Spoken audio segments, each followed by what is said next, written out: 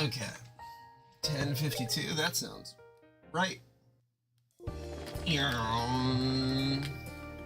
What is my goal here? A hut in the valley where Welmer lives.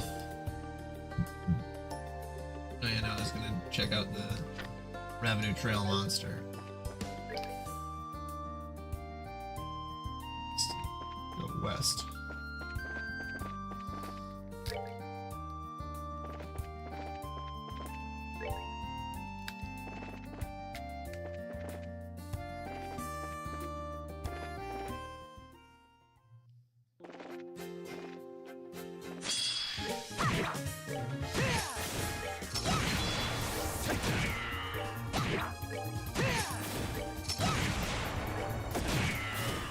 Enjoy the show.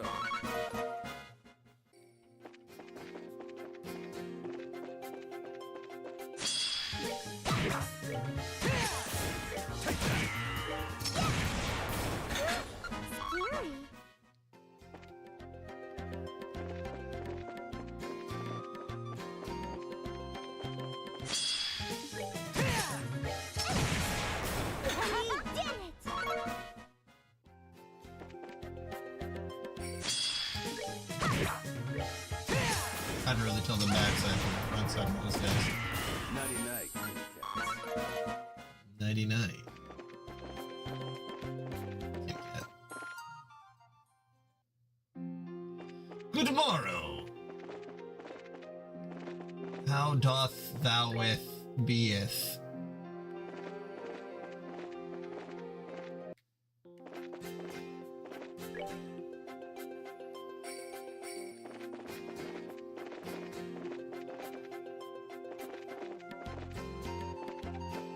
Truly, Friday could not come soon enough.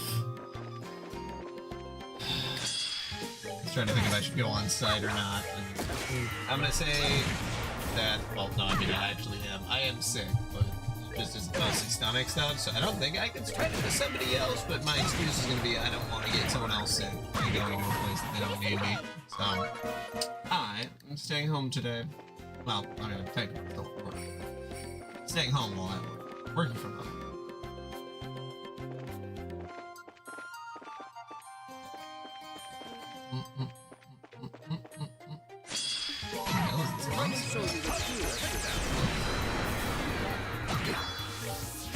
Yeah. Very much want this week to be done.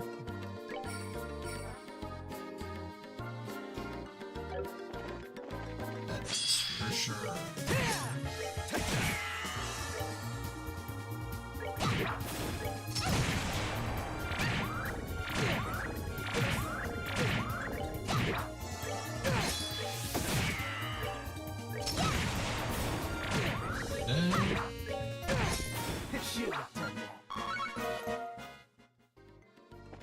What was this monster at? What this way?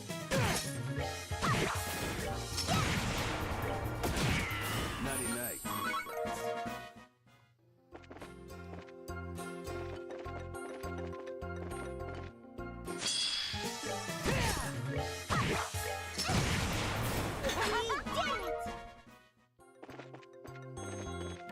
Let's see over here.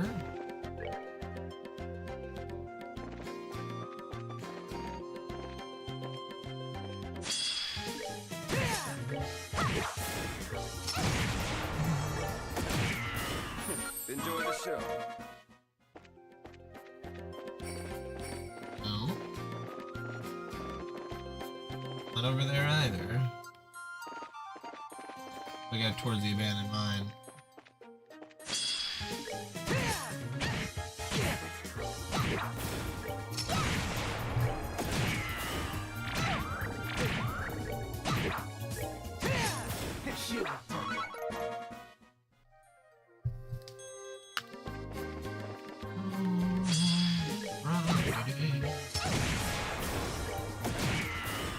Enjoy the show.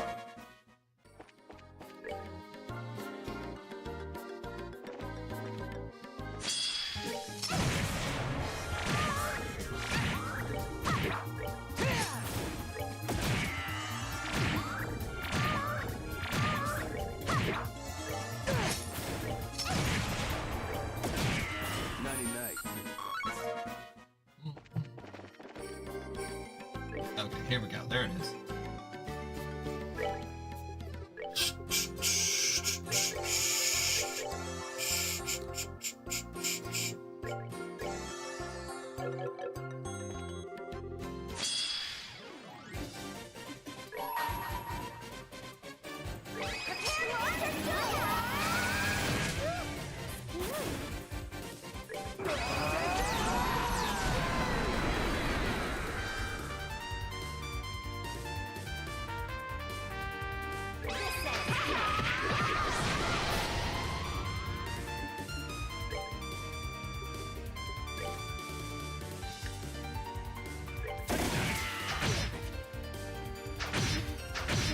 Oh, they do a lot of damage. Let's see.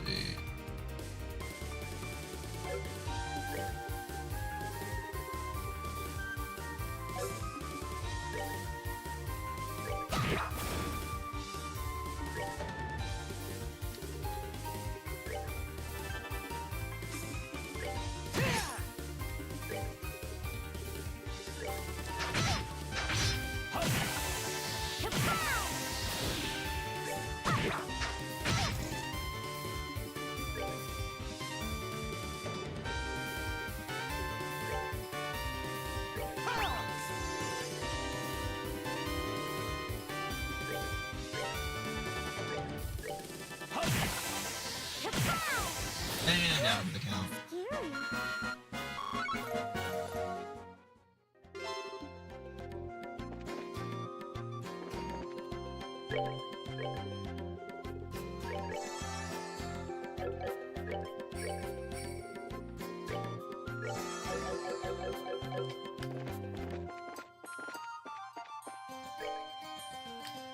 Okay, and then I believe that is all of the side missions in this chapter.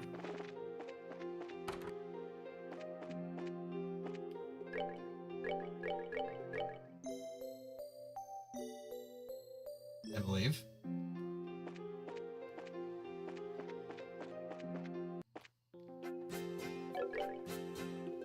Yep. Alright, now I gotta go fight a dragon.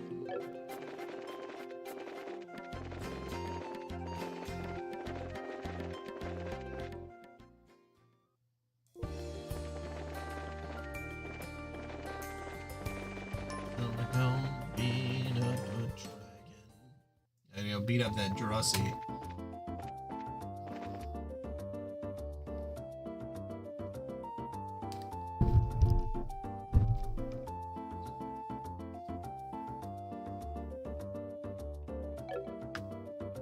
Okay.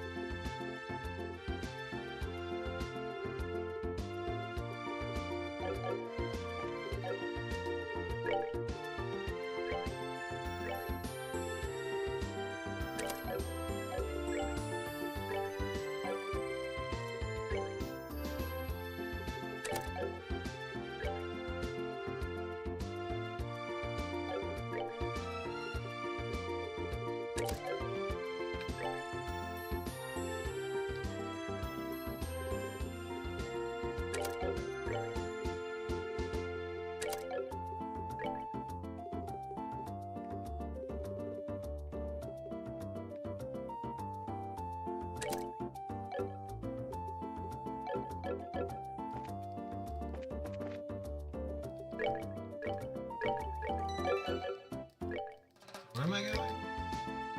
I gotta go up to the pocket gate.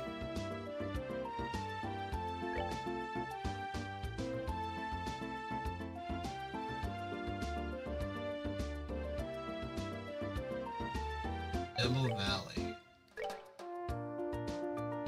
Oh, yeah. East.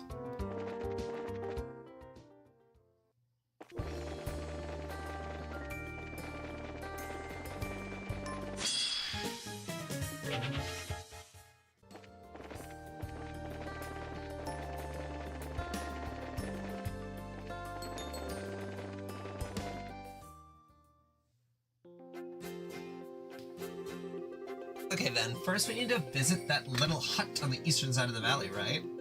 Yeah, let's hurry. Let's see. I'll stream as long as I'm physically able.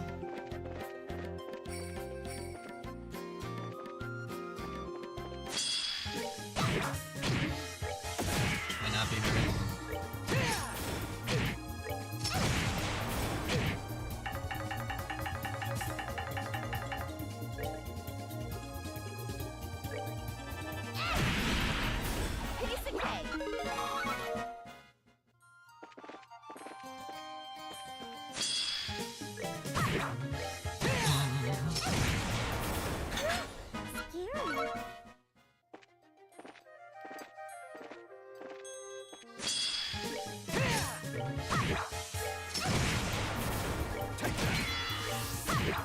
We're good to go.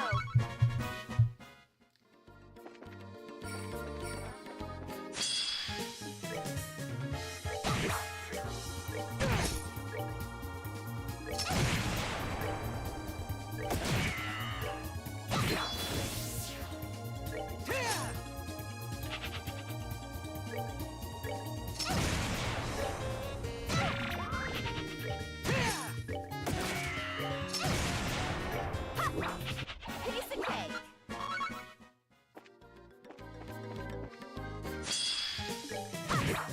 Piece of cake.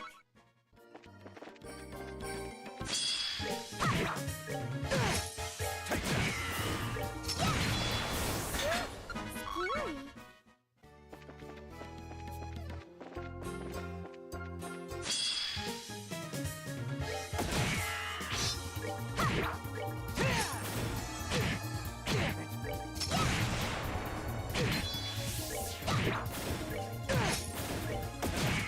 Nighty night, kitty cats.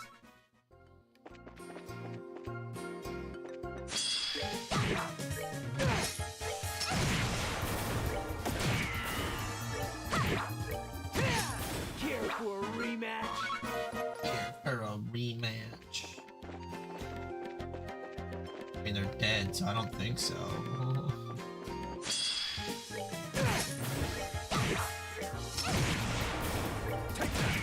Nighty night, kitty cats.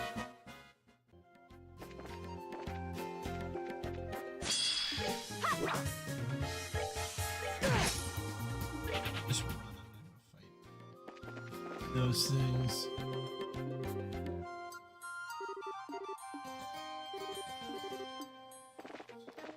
Okay, so not that way, I guess.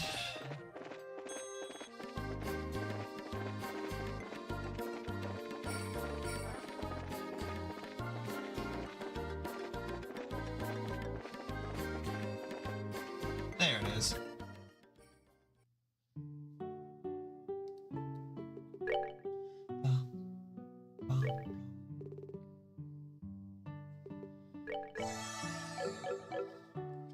Whether it's microtransactions, the fucking 2008 financial crisis, God, there's some other stuff too. Jeffrey Epstein really shows that billionaires just get to do whatever they want, and they get to like literally, they can just crash the economy because it benefits them momentarily. Yeah, Gamergate, Pizzagate, cannibalism, which I heard somebody say okay, hold on a second. Back on the investigative journalism portion of my stream, we're gonna look to see if cannibal actually shows up in here. Jeffrey Epstein files. Yes. Okay. Cannibal? Pretty sure that's how you spell cannibal.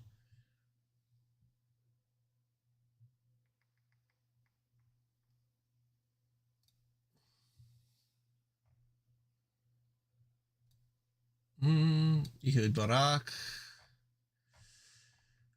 And return appears in 3 weeks. Will be there. Was it Cockney hate, African hate, or just a cannibal? Hungrier is after TT on the keyboard. Okay, I don't know what the fuck that means. Well,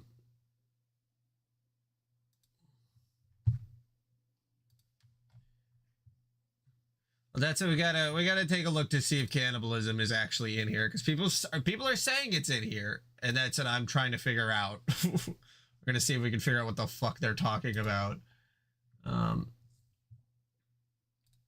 Yeah, these all seem to relate to. I hate Jeffrey Epstein. Well, I mean, I hate him for a lot of other situations, but I hate Jeffrey Epstein. The way that he emailed people is so fucking annoying because he'll just like email like 40 different people like an article link. It's like what a psycho.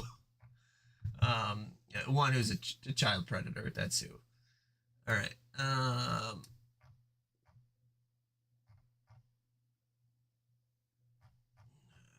This doesn't look like what I'm. This just looks like another copy pasta. Blah blah blah. Yeah, there's a restaurant called Cannibal.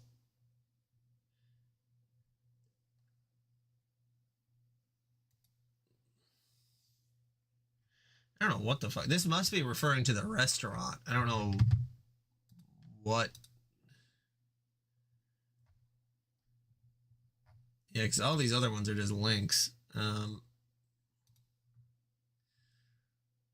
a 2-year-old male from Tamil, India. Till now, I've been from. Oh, that's from Quora. Why is he on all these newsletters?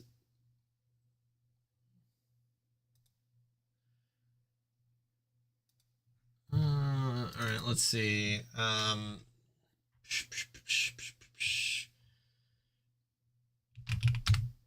Sure, eat actually shows up a lot more than I would like it to.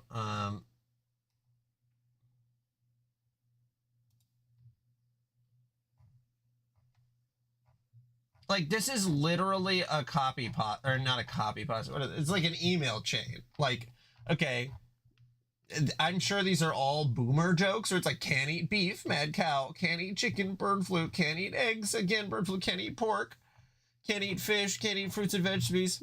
I believe that leaves chocolate. Like, why is this in here? What? God, you're such a fucking loser. Jesus.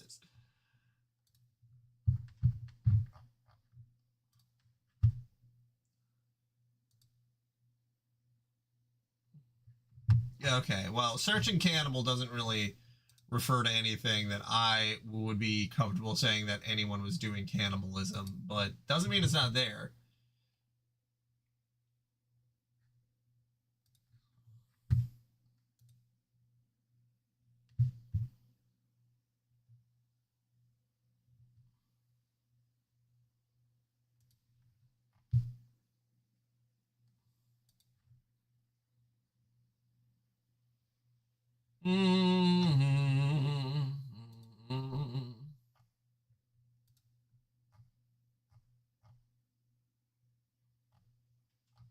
Like, what is this? Why is there just a picture of... I don't understand these files at all. There's millions of... I would hate to be a reporter going through this. I know that I joked and I was like, maybe I should look through it. So much of this is just nonsense.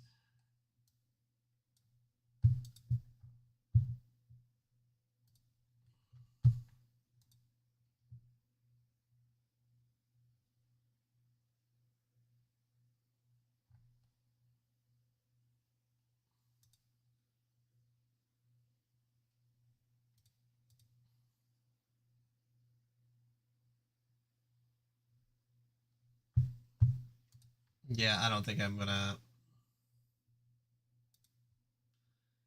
get anything here. Apparently you are not allowed to eat after midnight. What does that mean? Did he have a gremlin? Who knows? Very hard to tell. Or a mogwai, I guess would be the correct term, before he's a gremlin. Like, what do you mean? Who is he emailing that says you're not allowed to eat after midnight?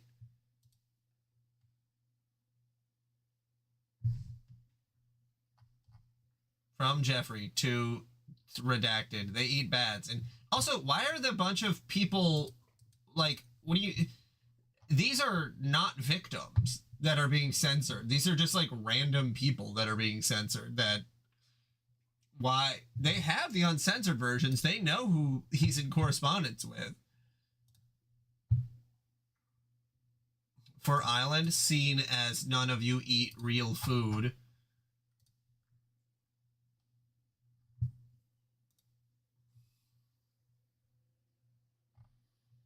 Very surprised that people eat bats, I guess.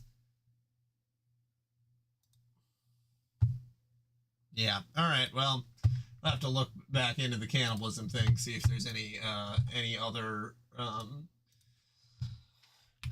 Jeffrey Epstein cannibal.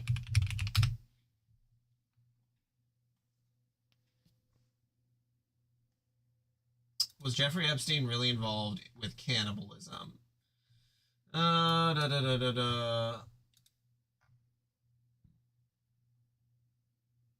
the DOJ released the files, multiple claims on social media accused Epstein of reportedly eating babies, blah, blah, blah.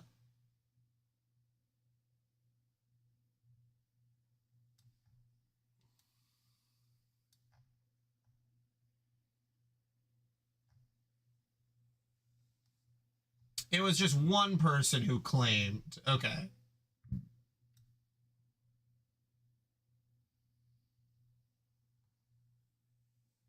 Yeah. No real information about cannibalism in the Epstein files. But if I was a betting man and someone asked me, would you take $100 bet that Jeffrey Epstein never ate a human being? I would not take that bet. Do I think that Jeffrey has probably eaten at least human flesh once? Yeah, I'd believe it.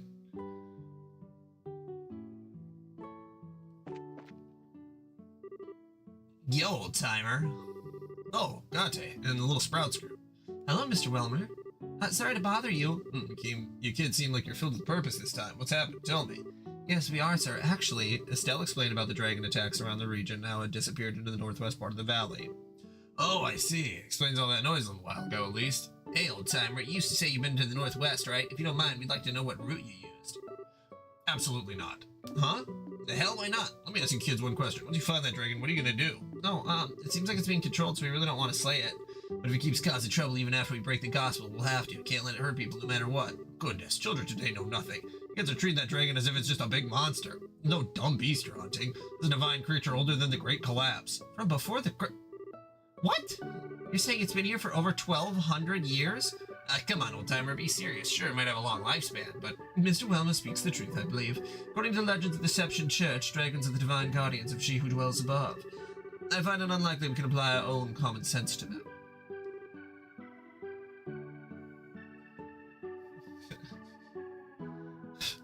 Of course he is. Of course Donald Trump is a fan of Hannibal Lecter.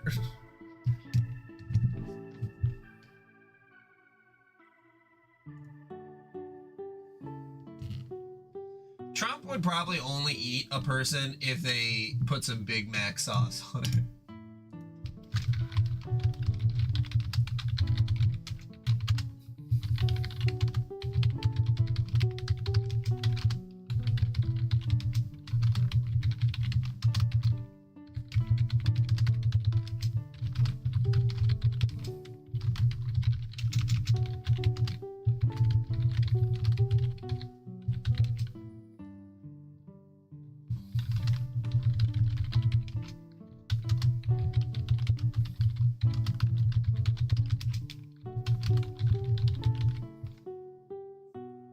There's a lot of stuff that's in the Epstein files, but like, it's crazy. I keep thinking like, hey guys, maybe we should just focus on the fact that Donald Trump is absolutely 100% not alleged a pedophile, and that's in the files. And let's just work our way down from there. Let's just start with Trump, and then we can go to the other people later. Maybe get the man out of the presidential office first. I think that would be, I think that should be where we start. Seriously? Hey, I'm starting to think we shouldn't have thought of it like a normal monster. Trying to slay that creature would be nothing but suicide. So be good and leave it to the Royal Army. Honestly, most of the army's got their heads up their ends too, but maybe he could. Huh? Anyway, I have no desire to send young people to their graves. I'm sorry, but I can't help you. But, hey, old-timer, I appreciate the concern, but you're a bit off the mark, don't you think? We've had a lot of nasty stuff to get this far. Intelligence Division thugs, ancient orbital machines, nasty as they were, though, we couldn't just let them go because they were too dangerous. Put together what we had. Every one of us had to gather it all, and we managed to overcome them. This dragon's the same. We ain't just gonna blindly rush in, but we can't let this go either. So please, lend us a hand. We need you. Agate. Well, you got a bit of nobility on that ugly mug of yours, eh? Your sister'd like that. Not have to speak like that. Guess I'll have no choice but to help, huh? Really? Thank you, Mr. Welmer. Nah, don't worry about it. I'm not doing anything that big. I'll head out first and get things ready. Come find me when you're ready. I'll be at the deepest point of the western side. Come find you? Wait, aren't you going to tell us how to get to the northwest part of? It's going to involve a bit more than just telling you. Anyway, come as soon as you can to the west side by foot. I'll be waiting. Wait! Nothing for it. Like the old man said, we should get going. Right. Deepest point on the west side of the valley, right? Yeah, need to keep an eye out so that we don't get lost out there.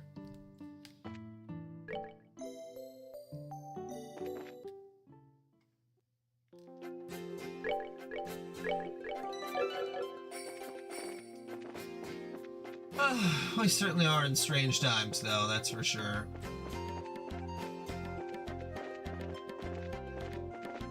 And that other countries are prosecuting people, and people are leaving office, and like...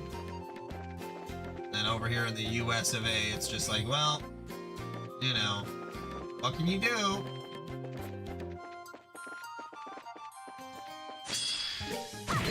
What do you mean, what? Your jobs? Hello, FBI. I would like you maybe to do the thing that you're being paid to do every day and waste fucking thousands and millions of dollars of taxpayer money.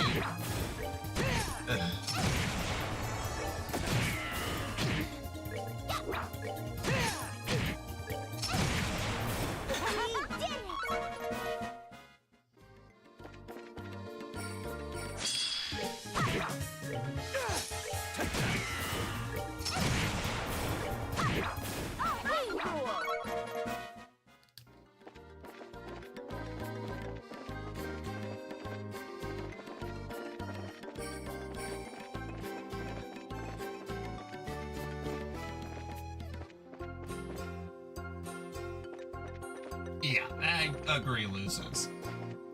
That's supposed to happen every 4 years, at least the executive branch, but what can you do? At the mercy of the worst people you could ever imagine. Like, imagine your racist uncle, now imagine he's the president of the United States. Like, I don't think anyone actually needs any assistance in imagining what the hell is going on, but like, God.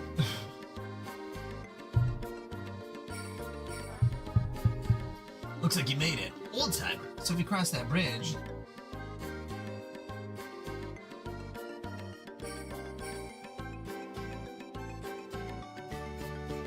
Yeah... Well... I still am a firm believer that if Trump was not the person on the presidential ticket and it was J.D. Vance, people wouldn't vote for him. I think most people actually hate J.D. Vance more than they like President Trump. Donald Trump. Even if they rigged the election for some areas, I think the majority of people would still vote with whoever the Democratic side is, because Vance is like maybe one of the most unlikable people on the planet. Like, I can understand why people like Trump, because he's like charismatic and he's a fucking asshole, and some people find that funny.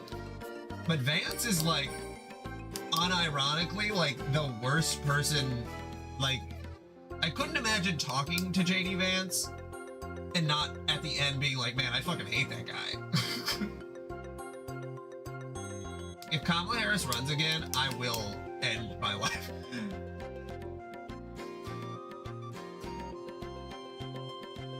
Kamala needs to stop. Pamela needs to stop so hard.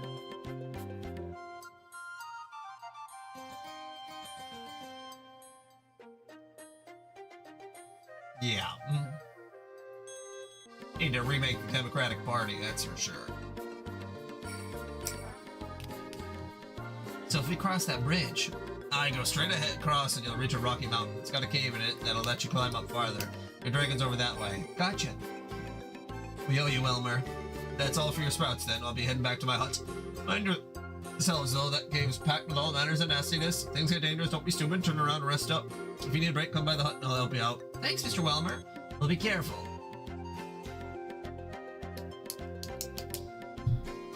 I mean, it's possible.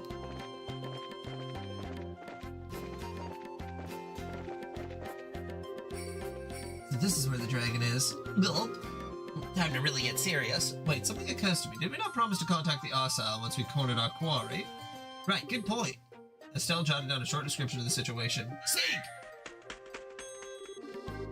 Yeah, he really did follow us. Thank you, Sieg. Man, that falcon makes no freaking sense. Estelle attached her note to Sieg's leg. Okay then, Sieg, can you take that note to the Ossile?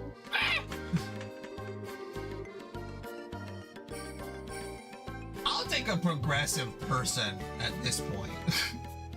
Like, just anybody that's not fucking anybody. Like, honestly, I don't know. Now we're prepared. What if Hillary Clinton runs again? Huh? That'd be a good idea.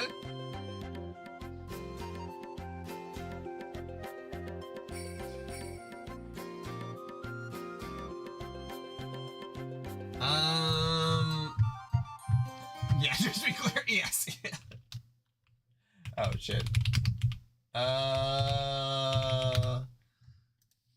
Let's see. I think I accidentally selected that off. If you type something, it should hopefully show up. Where is the window capture at? Browser. Here we are. Properties.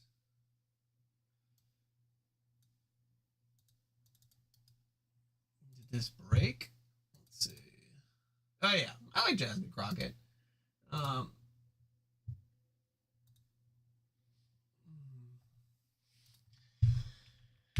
Dark Zeramar. Shadow, sure. Stroke, medium. Animate, I don't know what that means. Fade. Large, generate. Okay.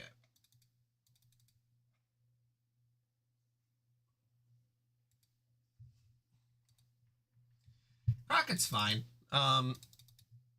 She's definitely more progressive than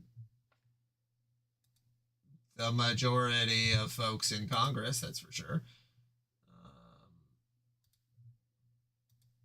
Let's see. There we go. Now we're back up. We're showing up, showing out.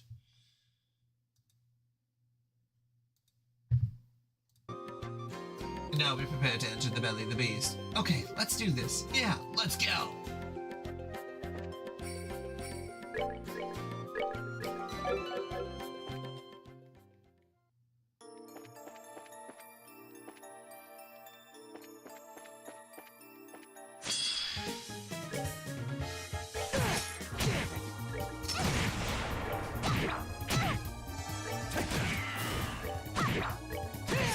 Care for a rematch?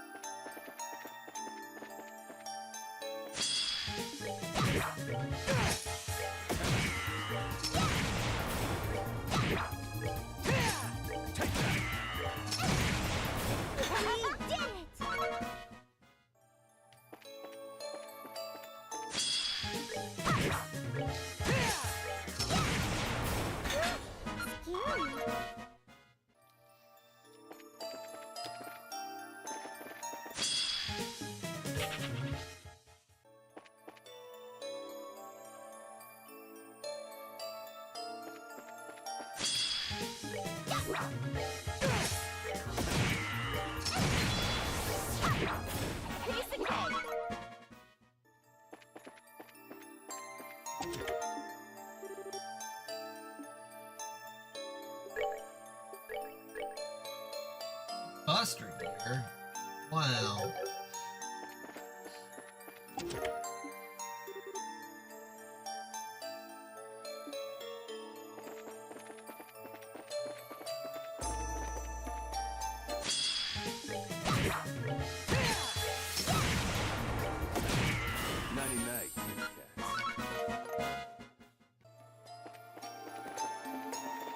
Oh my god. What is this thing?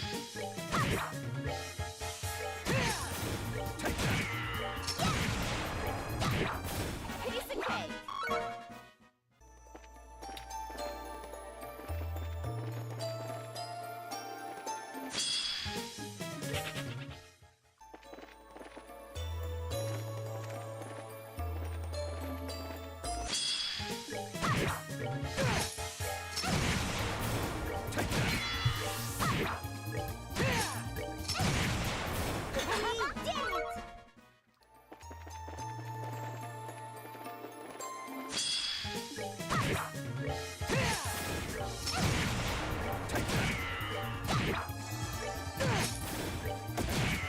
Damn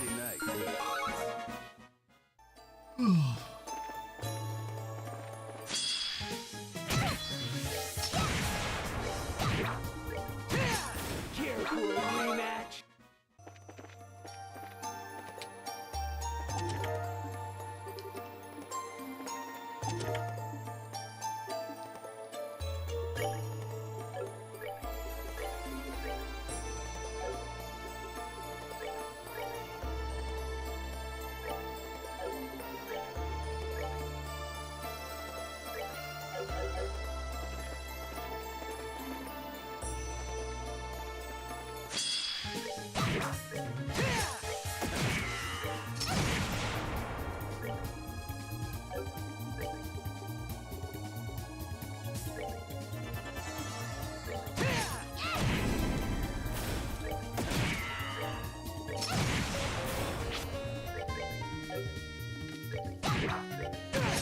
Care for a rematch?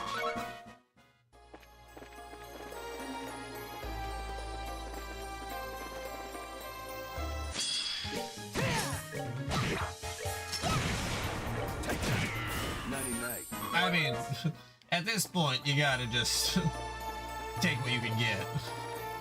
Honestly. Like, for the love of God, just say that ice is bad and we will give you the presidency. That was the whole thing with Kamala, that like, Kamala just needed to say exactly the opposite of what Trump said, and I wholeheartedly believe that she could have won. But then they like doubled down on like, yes, we're gonna kill more Hispanic people than Trump will. And it's like, what? No, that's not what we want. What? What are you talking about? Oh, there he is. Really took the message. Let's see, a sales group has arrived at the mountain where they believe the dragon to be. They're gonna enter and search. I see. Transmit all ships, stand by designated coordinates with armor-piercing rounds loaded. Indeed. We are very, very stupid. Sometimes I think of myself as an intelligent person, and then I'm like, would I be intelligent if I was in Germany, you know? Or if I was just in any other country besides America? Like, I'm sure that I'd still be right around the average person or a little more, but like, in America, it's very much the like, I'm huge in Japan kind of a thing, where it's like, well, yeah, I'm really tall in Japan, but like, here the bar is so low that I feel much smarter. Yep. I mean, I voted for Kamala. I didn't want to, but I did.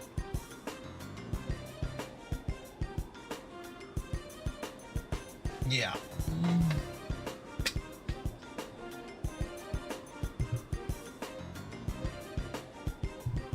I went out and voted. I voted in the primary. I vote my ass off.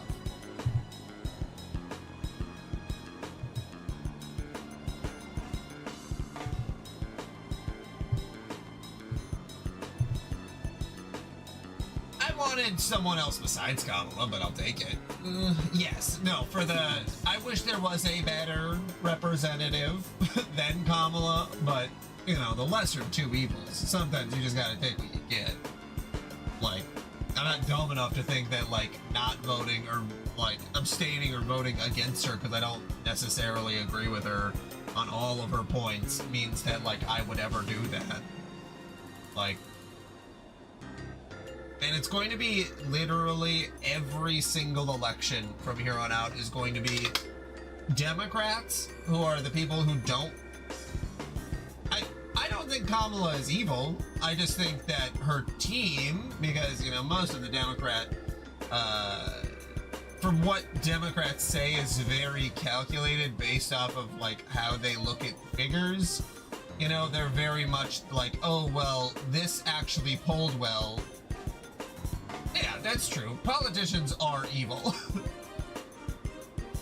I don't think that Kamala herself is evil, just like I don't think Barack Obama was evil as a person, but as we're voting for the Democratic Party, the Democratic Party is evil. Because they will literally be like, oh, does it poll better to kill all homeless people? Then we're gonna do that. Which, that's... You know, that's just what they do. Which is supposed to work out because then we have populism.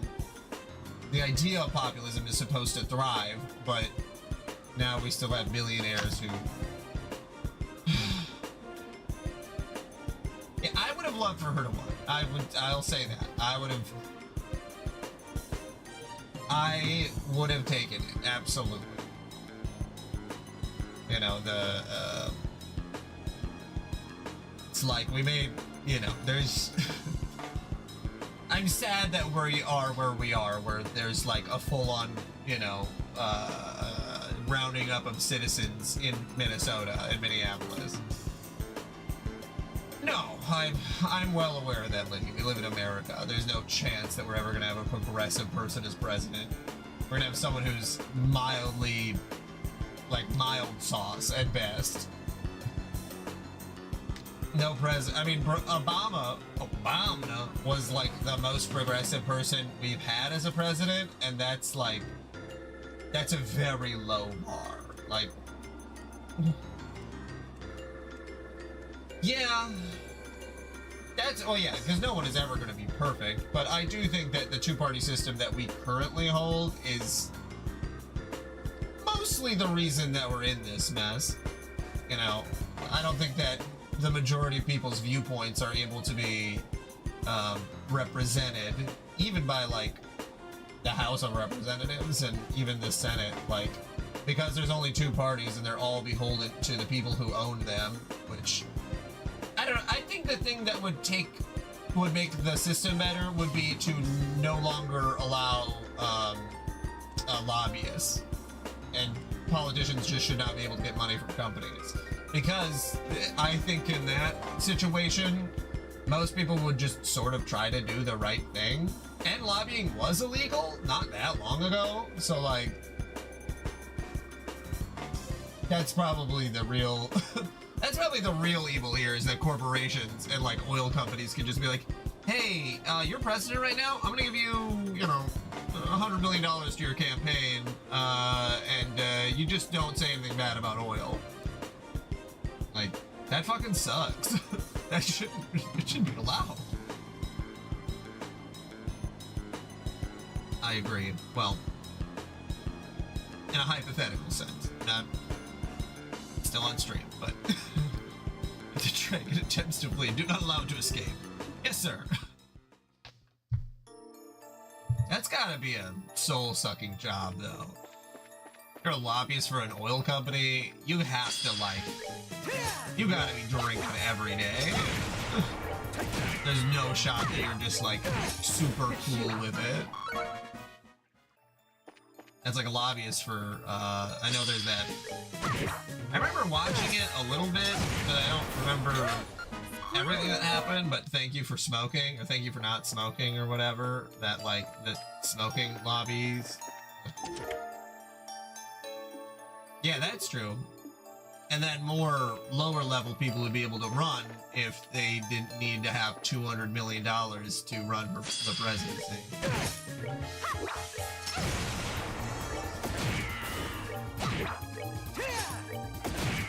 Naughty night.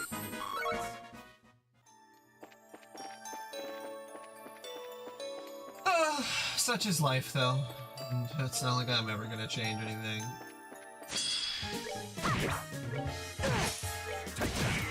Naughty night. Sucks too that the idea of running for office is a noble one, but also like if you do run for office, you then have to like fully commit to it for pretty much the majority of your life.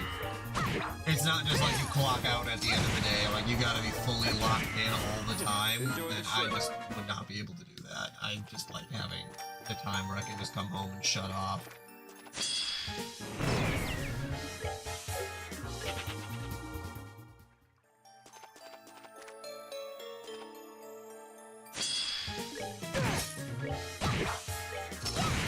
Yep.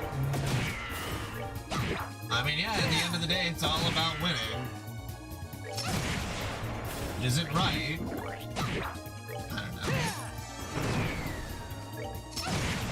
And I stand by my position where maybe the only thing that might fix it is if, you know, a giant meteor came and destroyed the Earth.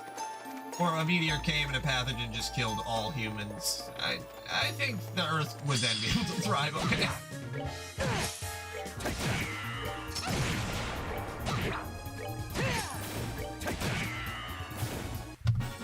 Naughty night. I don't know if I've heard of that. Let's see.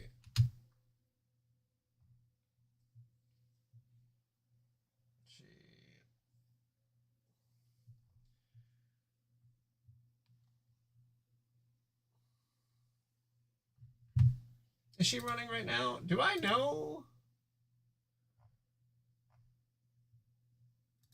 Is she on?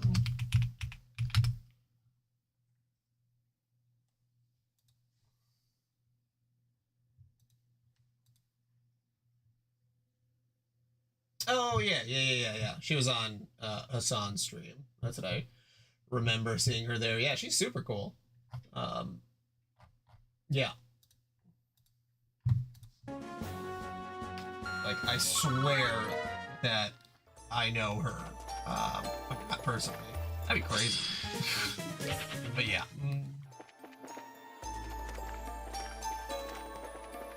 Oh.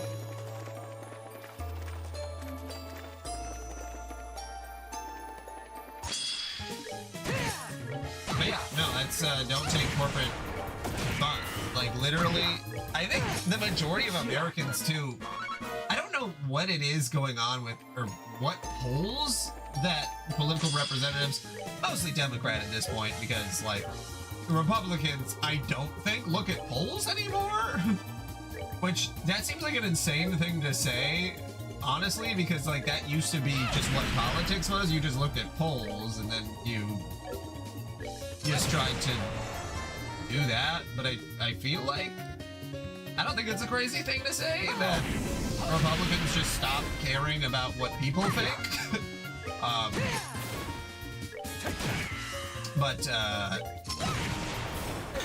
Yeah, I don't know what polling people are doing, the Democrats are doing, to say, like, I guess it's because they poll Republicans. And it's like, I don't think at this point, if someone still calls themselves a Republican, that you are going to win them over to your side. If Trump being a pedophile doesn't do it, I don't know what will. Like, what else could change you at that point? Because it's not like the economy has gotten any better either. I don't get it, I guess. Like, if you go and buy groceries, you should be aware that it's more expensive now than it has been.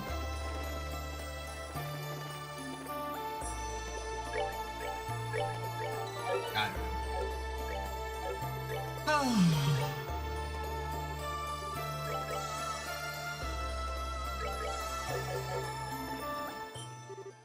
Whoa! There it is. Dragon. Is it sleeping? It appears so. A lion-hearted friend also appears to have taken its exit. This might be our chance. Agate, what should we do? First, let me close in by myself. With a bit of luck, I can break the gospel with one good swing. Okay, good luck. Agate. Don't worry, short stuff. I'll be fine. Just be ready to back me up when I screw this up. Okay. Be careful. That's a gospel, huh? Let's do this. Yeah! Did I get it?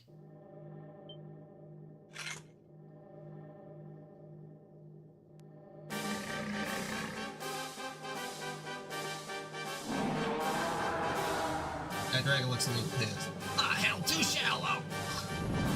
Oh, I got it. I got it. I cracked it, but didn't quite break it. I just need one more good swing. Give me a hand. Right. Okay. Onward, my friends.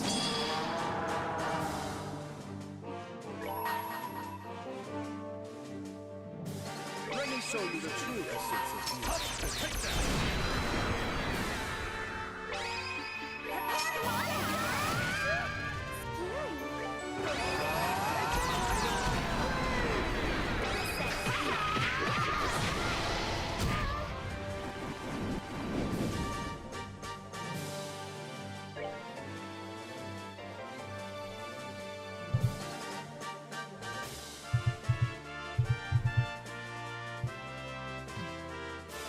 Okay, well I got like 10,000 HP out.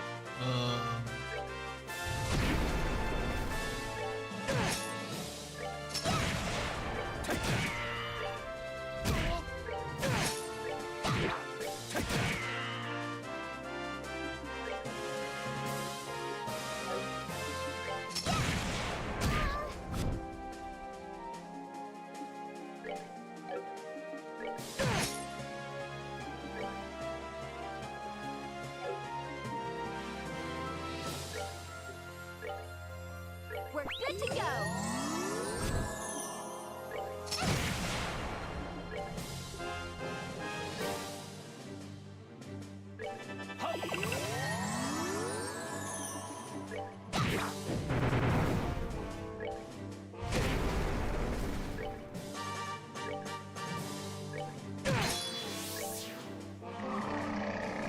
Oh boy. Well, don't worry too much about the future.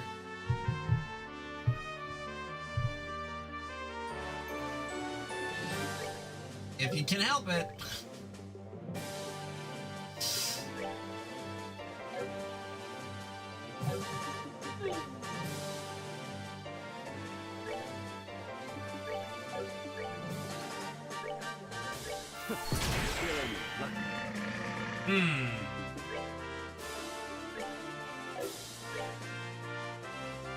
Prepare to spin.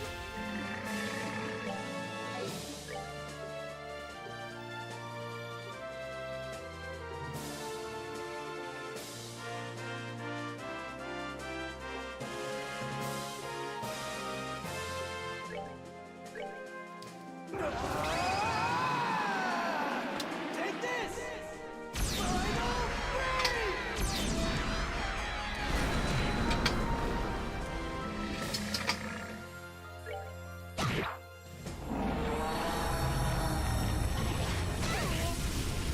Oh, that wasn't actually as bad as I thought it was gonna be.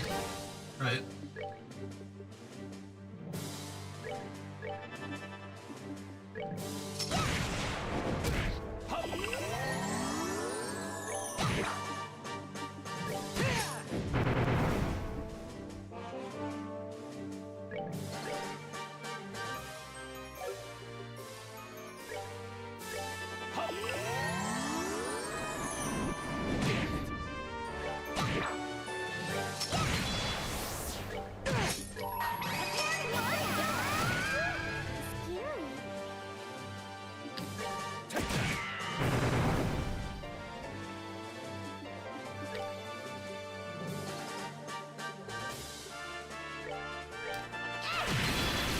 Gotcha. The dragon was actually very easy to fight.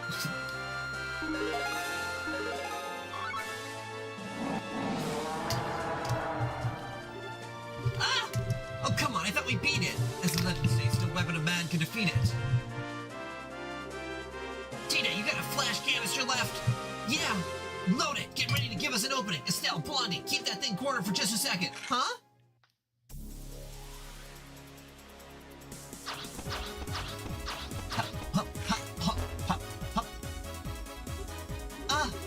A bold move, my friend. Tina, fire it up, not at the dragon. We'll keep it still. Okay.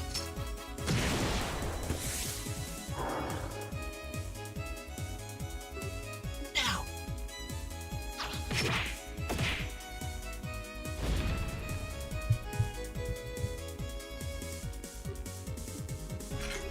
Yeah! Love it when a plan comes together. We did it! Well struck, the gospel is no more. Agate! Agate, you okay? Yeah, I'm fine. Looks like it worked. Yeah, holy Stregus, that was cool! Goodness, you've stolen the spotlight, my heart entirely. Well, we managed to defeat the dragon, Emma, so I guess that means things are impressive. Huh? That voice, where the hell's it coming from? Oh. Impressive, children of man. You are kind, call me Ragnar, scion of the great wolves who long have dwelt in this land. Ah! No way, it's talking? My words carry not through tongue or sound, but as an impulse through the void connecting my mind to thine. Thou should please thee. Oh my God. Thou should it please thee. Thou mayest utter aloud what flickers in the dawning of thy thoughts. Right. Wow. Okay, if we can talk, then I just want to be sure. You don't want to, like, eat us or anything anymore, right? I do not. My wrath, which thou didst the witness, was invoked by that infernal device. It is well that I am now free from its foul tether. Thou hast my gratitude. You're welcome. We don't need your thanks. We didn't come here to set you free. We came here to stop you from destroying everything. Thy concern is full warranted. Through me, a city and a village came to ruin. The will was not my own, but still the burden of these actions is mine to bear. I cast myself upon thy mercies as to make amends. Ask of me what boon thou willst. Well, this is really all Ouroboros' fault. Some people were hurt, but nobody died, so as long as you express your sincerity, I'm sure they'll forgive you, I think. Sincerity? I'm uncertain whether this shall make sufficient amends, given the sorrow I have wrought. Children of Malon, wouldst thou approach me? Okay, sure. What now? Holy, wow, this is Asception Crystal, it's huge! Such golden radiance. This is pure Goldia, Asception Crystal which harnesses the power of space. Scars such as I have left in this land must be atoned for thee in kind. Wouldst thou convey my regrets and recompense to those lives I have cast into disarray? Sure, I guess. Not good enough. Can't be serious, come on, Agate. Such chastisement is perhaps warranted. True absolution dwells not in the realm that coin, gem, or gift can secure. No, that's not what I meant. Given the size, this one's worth an easy 10 million mira. Give us one more crystal about a 10,000th that size or so. Are you kidding me?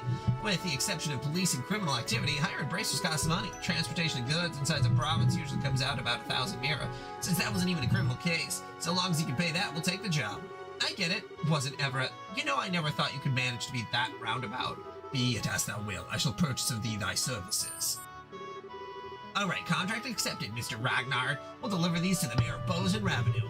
The matter rests in thy hands, then. Aha, truly 'twas a fine attack, but a lack of focus afflicted thee in thy battle against the swordsman. Perhaps thou hast sloughed off aimless fury to gird thyself in stronger resolve.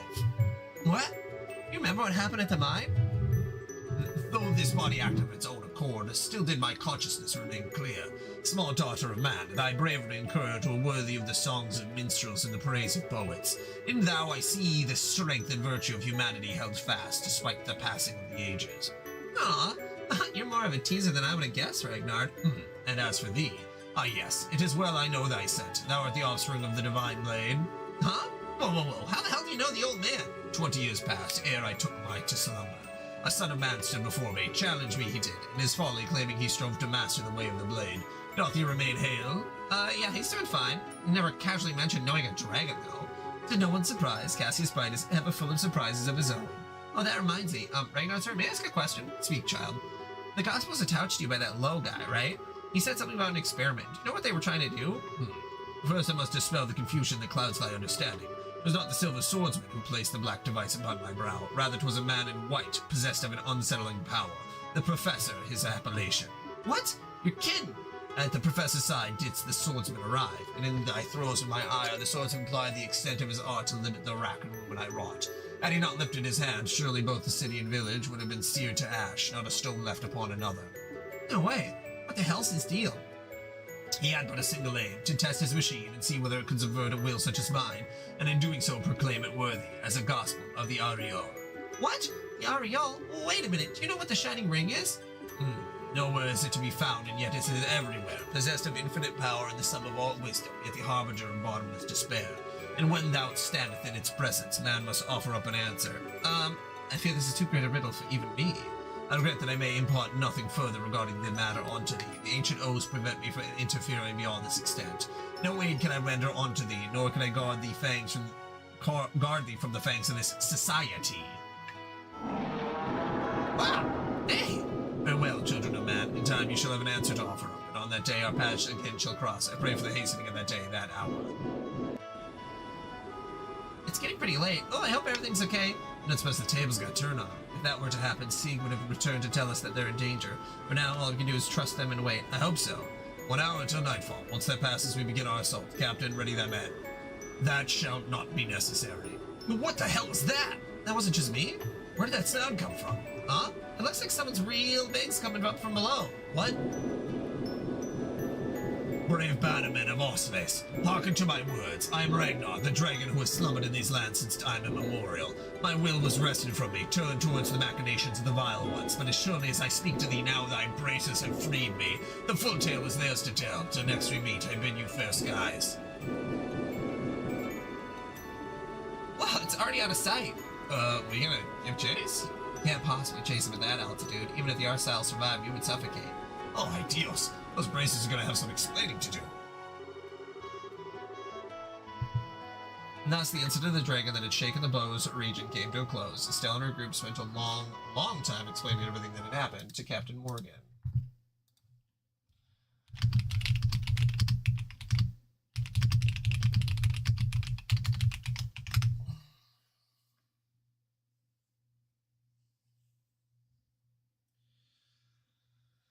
Oh, I should probably take that Dayquil. I feel not so good.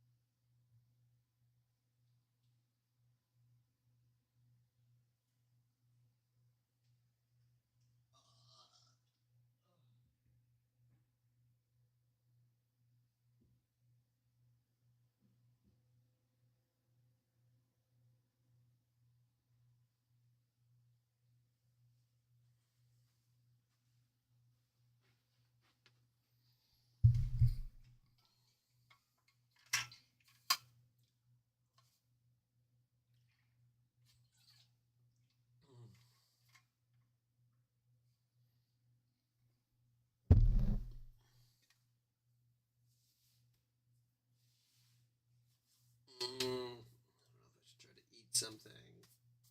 See if I can wrap this part up. I'll say that, and then they're just going to be talking for the next 45 minutes. Alright. Let's see.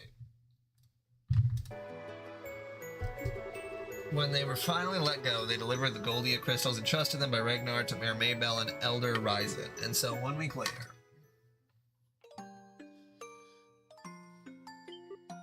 Ah! You two. Never thought we'd meet here of all places. What brings you out here? Oh, a little whimsy, I suppose. You're here to make an offering to your sister, correct? Allow me to pardon myself. Hey, I didn't say you were in the way or anything. Those flowers, they yours?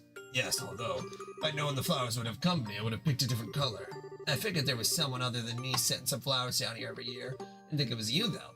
Was it? An old man like me can hardly remember the things he'd done over the years. Says the Army General. Hey, Agate, can I place my flowers too? Oh. Yeah, go on.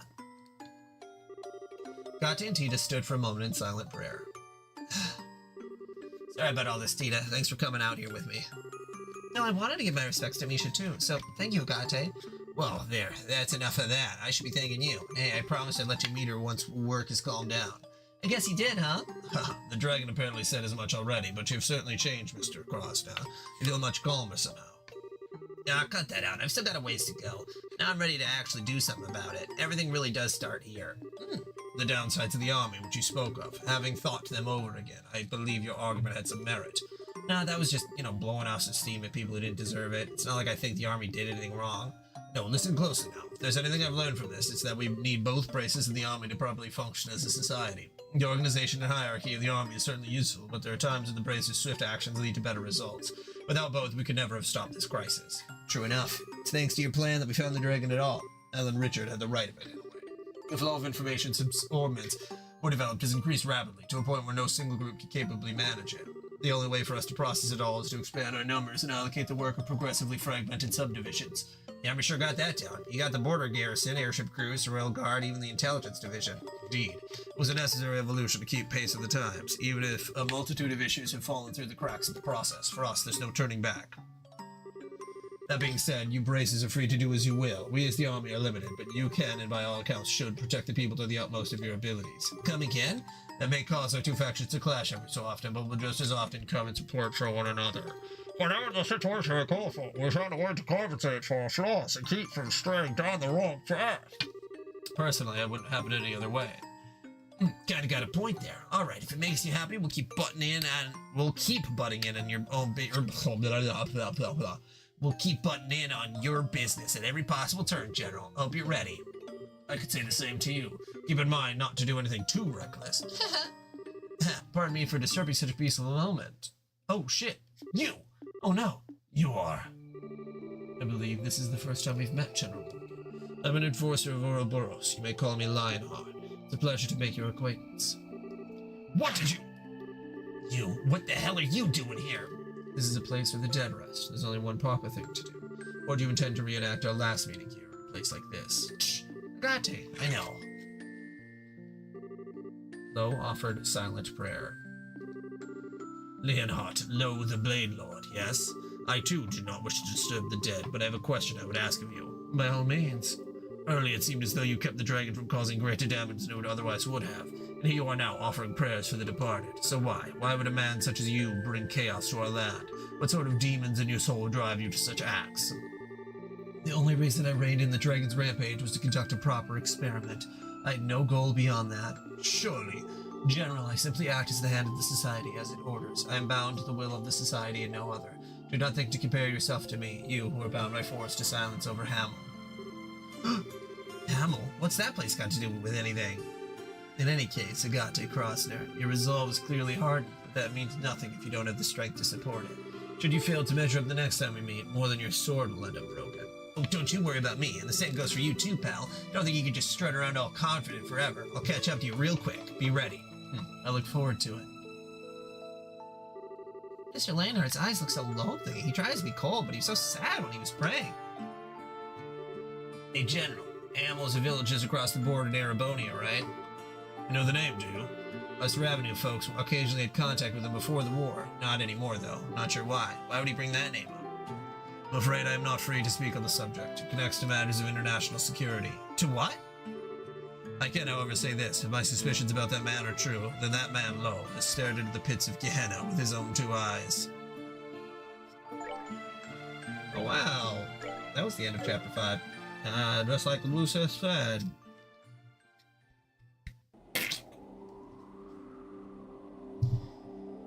Are there really not going to be any notifications or tickets or anything?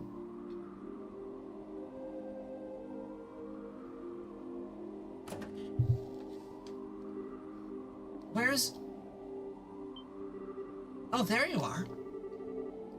I can see the moon more clearly from here, and I can feel the breeze on my face. Oh, you're being so mysterious, Joshua. Yeah. Okay, looks like you aren't just trying to be cool. This is the sort of thing your job takes, isn't it? The moonlight, the position of the clouds, the flow of the wind, every detail is vital. Wish to lower the possibility of failure as much as possible. Lower them. Don't say it like that, you idiot. If you fail, you'll die, you know. Don't worry, the possibility of my failure is very remote. Back in my previous life, I used to conduct missions like this every day. Real danger will come if I succeed. Hey, Joshua, do you really absolutely need to do all this? You're Erebonian, same as us. I mean, yeah, circumstances mean that none of us can really go home, but I just don't get it. Why do you feel like you owe this piddly little backwater anything? Just let these Ouroboros idiots do whatever they want to it. And hey, it's still not too late, you know. You can come with us away from Liberal. We can head out to some independent state and raise our flag there, you know. And hey, if you really don't like the whole sky banning gig, we can try and find something else to do. I was talking to Kyle and Don, and we were thinking the Bobcat could make a good legit shipping vessel. You know, speed and all. An airship delivery service? I can see it having some potential. Demand for that kind of service is certainly going up. Be a safer job than sky banditry, right? Well, then, technically we do have some berths open. That you do. Once I've crushed the society's plan, and if I manage to survive, I'll think it over. You needn't worry. This completes our contract. As promised, your cooperation here means I'll consider the favor of you owe me redeemed. You can depart whenever. I won't mind. I get it. Hmm? You idiot, moron, jerk! Who the hell was talking about debts? Forget it. Who cares about you? Just go leap into danger and die if that's all you want to do. Sorry, Josette. Adios, mercy. Not easy playing dumb, is it? Oh, it's Kyle. I do wish you'd finally grow out of her more childish tendencies. Even so, I think you could have handled that better. It's true. I cannot apologize, but I do feel sorry for what I've done to her. Man, you sure have an odd way of being nice, Astray. Astray. You want to make it up to her, give that offer some serious thought. Assuming, of course, you will be joining up again with your nice young bracer lady after this. No, that won't be happening. In the end, the worlds we live in are too different. She and I should never meet again. It's for the best. Well, if that's how you think, in that case, Josette's offer does have some appeal, yeah? It does. I am going to give it some thought. Look who's decided to show themselves. Don, is that them? Yeah, it's just like the lad predicted. They're approaching from the northeast. You heard the man. To the bridge. Got it.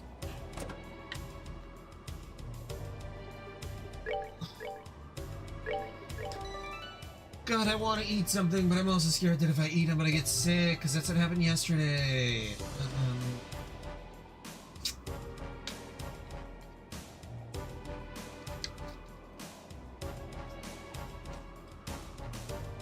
I think I should give it a try. Right.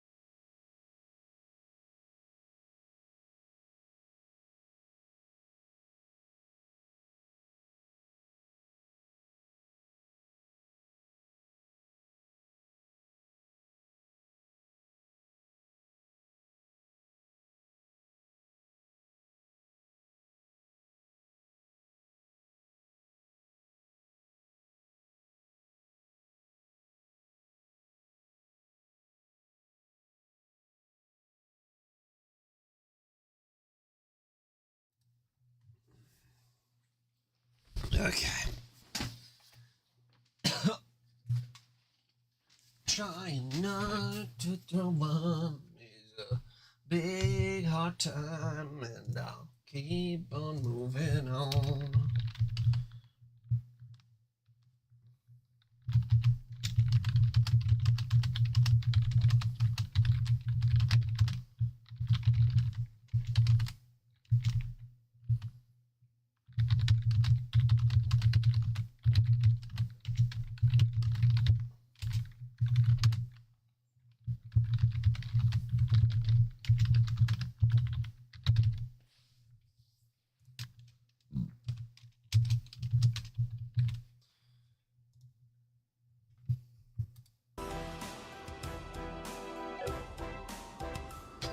Okay, in we go.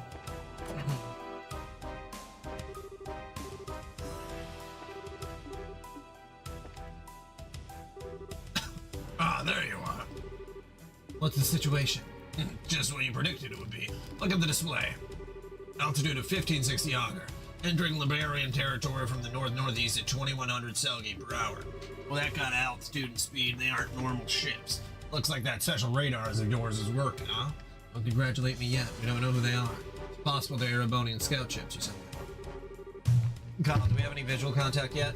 Got them. Sending the image to your display.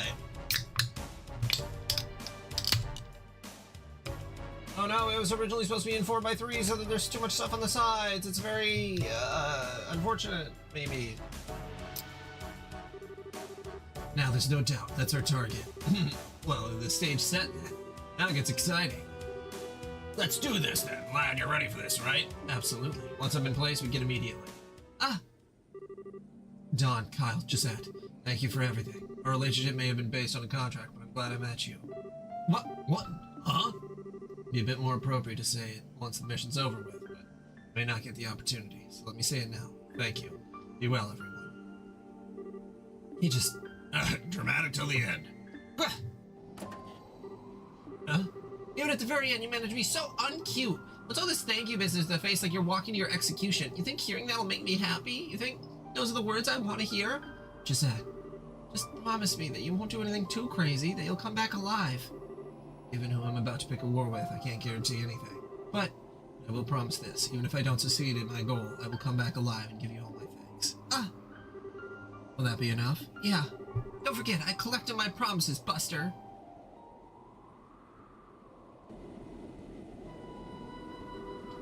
Buster. Buster Rhymes. Buster Crime.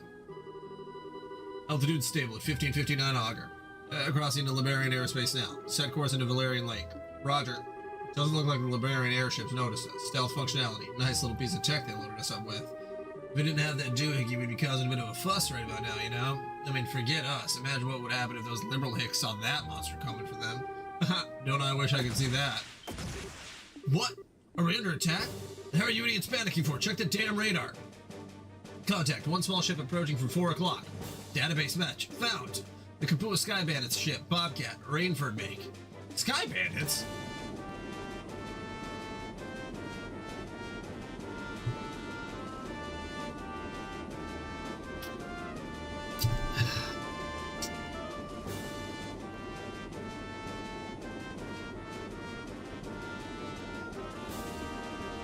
Now! Dog, that's fucking crazy. Ah, right, it worked! Oh, so we did it. Now for us to beat it then. The airship is breaking off. What do we do? Do we pursue? No, leave them alone. If they were Royal Army, we'd have to pike them all. But we don't have time to bother with small fries. Understood. Right now, our only job is clearing the glorious flight path. Let's head back to Bose for now. We should let Sir Campanella know about the bandits.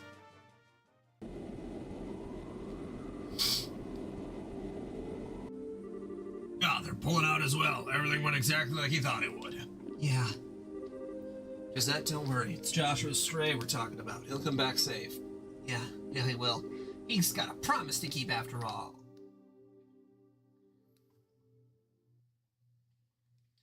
Chapter 6, The Whereabouts of Bonds. James Bonds. Oh boy, I was wondering if you wanted to get the last word in. The Blade Lord is bold, if nothing else. No kid. I really screwed up and letting him get away. Sorry guys, I got no excuse. No, you made right to let him go. Graveyard, no place will ever listen to other arguments. Emilo, why did I cut that itch in the back of his skull? Yeah, didn't Lo mention that before? Do you know anything, Chloe? I don't, I'm sorry. I imagine grandmother would know something, but given that it may seem to be some kind of state secret, she may not be willing to tell until I'm older. Ah, good point. How about you, Oliver? Hamel's in Erebonia, right? It is, although even we don't speak of it much, so it's always a surprise to hear it brought up in conversation. Oh, why's that? Hamel was a village in the southernmost reaches of the Empire, near the Liberlium border. I say was, for you will find it on no map of the Empire today. Huh? It's not gone, is it? The village was demolished in a landslide some time ago. A number of the residents lost their lives then. As I understand, it is now little more than empty ruins and ghosts. That's awful! So that's it, huh? But still, even if a lot of people died, there's no excuse for his actions. I have undersold the scale of the disaster, I think. Rumor says that very few of the villagers survived. Only rescuers saw precisely what happened, but few living these days can claim to know a Hamel resident. It was that bad? It's not unheard of for landslides to swallow entire settlements. They're sometimes called mountain tsunamis because of how they create waves of pure rock and earth. It's an odd thing to suddenly bring up in context, however. I mean, what in the world would Hamel have to do with Her Majesty and General Morgan, or Liberal at all? Alas, at this point, we don't know anything to confirm or deny. Let me poke my nose around the various quarters again, we'll see what I can find. Enough about Hamel for now, another business. First of all, let me give you payment for all you're done.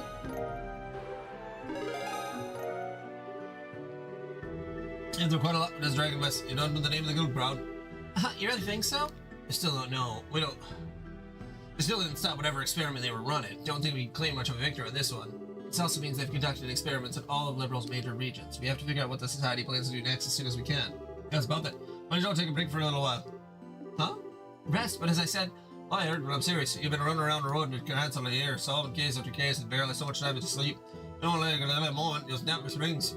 We can't just take a break in the middle of something so important. We still need to act if Ouroboros makes another move. I don't know how much time we would have to rest, but Lucren does have a point. Artemis Rose getting the high gear thanks to all the dragon shenanigans. They would be able to handle any immediate aid and everything. I haven't been to mention, it seems Kirk's team has found it. Huh? It? Wait, like, you mean they found Ouroboros' base? Kurt boarded they got a subtle lead a few days ago. They've been going to base, he'll be busy soon enough, so I don't think he'll be going to rest weekend. Yeah, I see. In that case, I'll take you up on that, Lucren. Remember, part of Abrace's duty is to ensure he can keep performing his duties. Getting rest is a part of that. True enough. Well, I guess the world ain't gonna end if we take a breather. Brace of wisdom prevails again. Zin, you're a sage and a gentleman. Still, Logren, given that you're suggesting a break, I assume you have a destination in mind. Sharp, Oliver. If you don't, I got a little something nice for Mayor Mabel. You want it to separate from your normal pay for a dragon business. Huh? What else could she be paying us with? Oh, just a reservation at the Kingfisher Inn on the lakefront to the south. She's paid for all three to stay there for 3 days. Seriously? Sweet! Ah, the hospitality of Beau's beautiful mare once again shines like a beacon through the fog of weariness. Yes, it's just like Mabel to do something like this. So we're going on a vacation, right? To the Kingfisher Inn? That's right. It's a luxurious inn with a fantastic view of Valeria Lake. They're famous for their food, fine spirits, and they provide boats for going out onto the lake. That sounds great! This does sound like a nice little vacation. Yeah, if we gotta take a load off, Kingfisher's close to the best place in Liberal to do it. You got that right. Let's not waste Mayor Mabel's kindness, guys. Come on!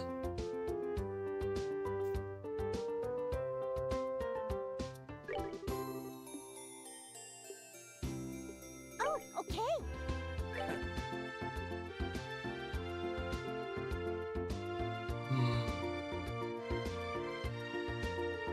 Ready?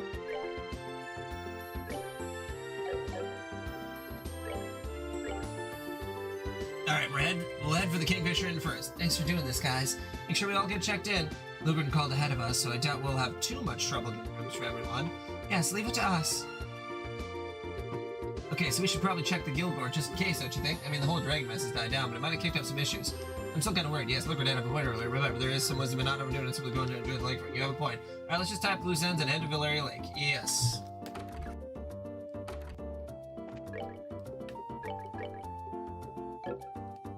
They say as there's literally more things on the board. Hey, C+, Grail Locket.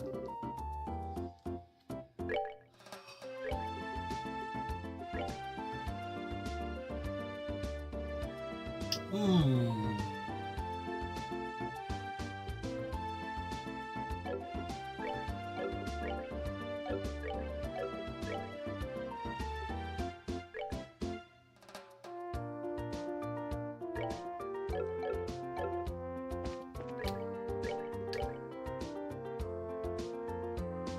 Hirsch's Bar.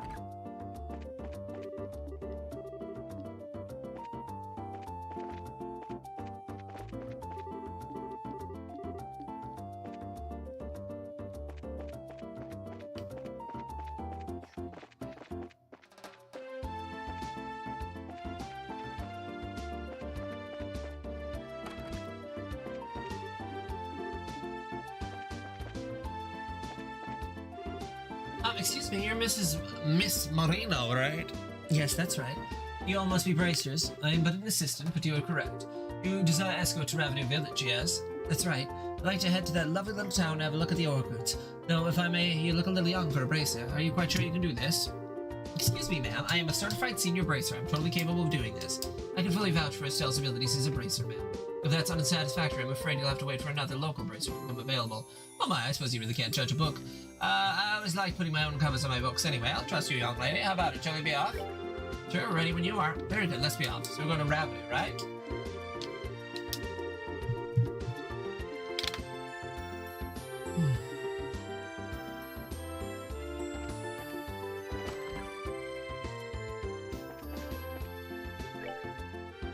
Oh my goodness.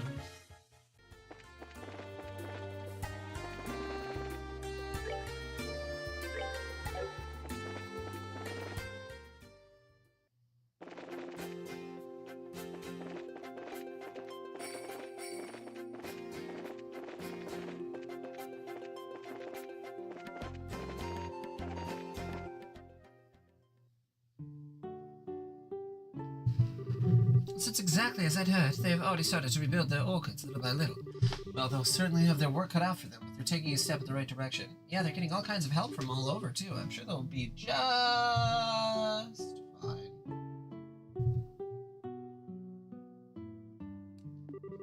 Yes, I believe in them. I wish we merchants could be of some aid to them. Huh? Marano, are you thinking of trying to save Ravenue? Oh my, no. I have no intention of setting myself up to be some kind of savior to these people. I'm ultimately just here for business. I want to look at the orchids and get a feel for how bad the situation is. Of course, if things are looking up, I could always invest. Well then, I should be getting to work. Okay, this means this is goodbye.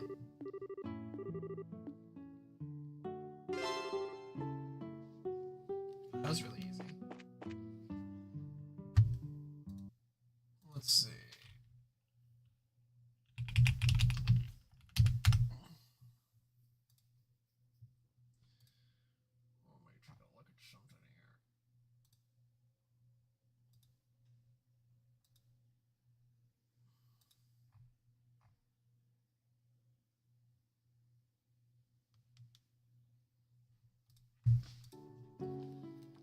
Hold on a second.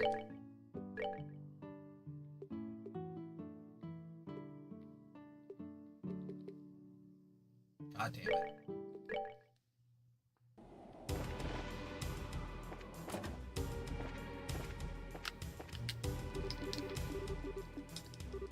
Should have saved after. I was gonna say, I'm like, that seemed far too easy. The reason it was far too easy is because there is a way to get bonus if you literally get in 0 encounters.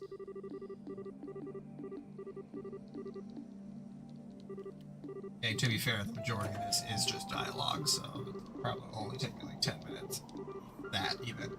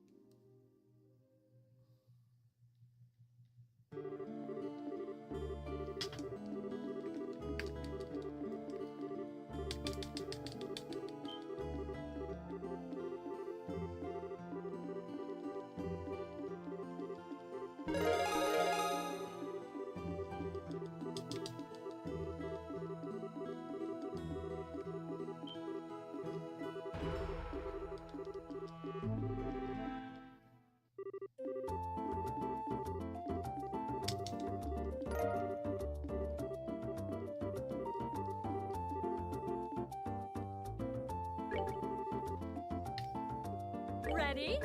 Your aid, please.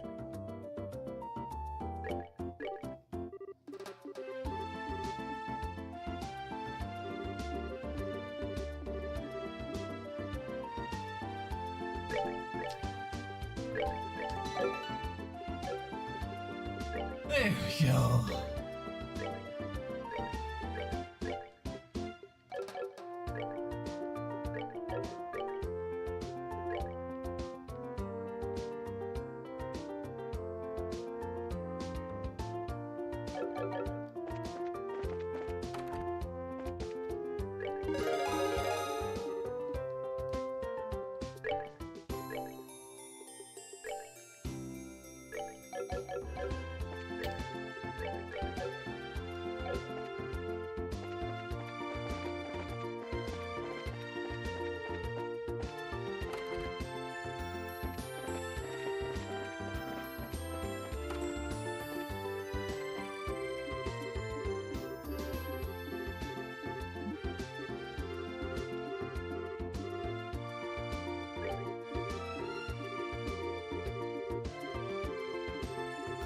Oh, here it is.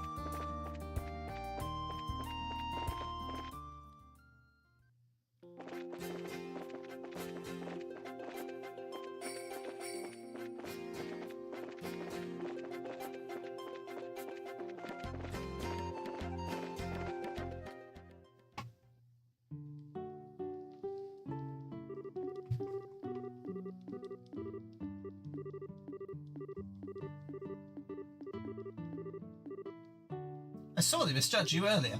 I'll contact Logren and arrange a bonus for you. Oh, really? Why would I lie about anything like that? You've earned it. Be careful on your way back. There we go. That's what I was looking to do.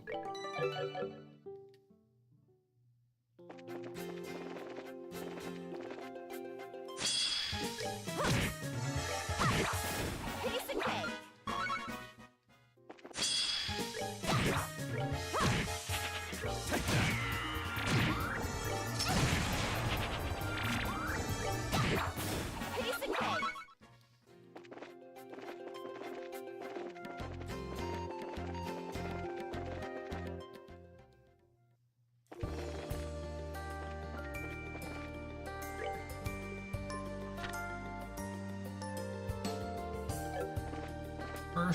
bar.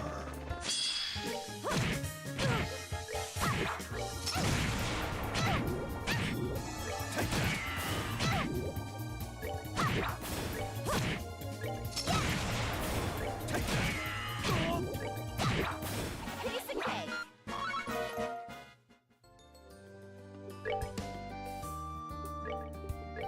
They're literally 5 levels ahead. Good lord.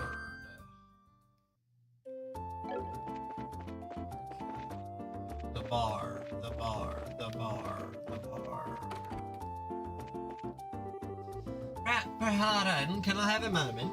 Of course, what is it? Are you calling now? We're in the break again. Oh my, thank you for coming. I've been waiting. I must be about my request.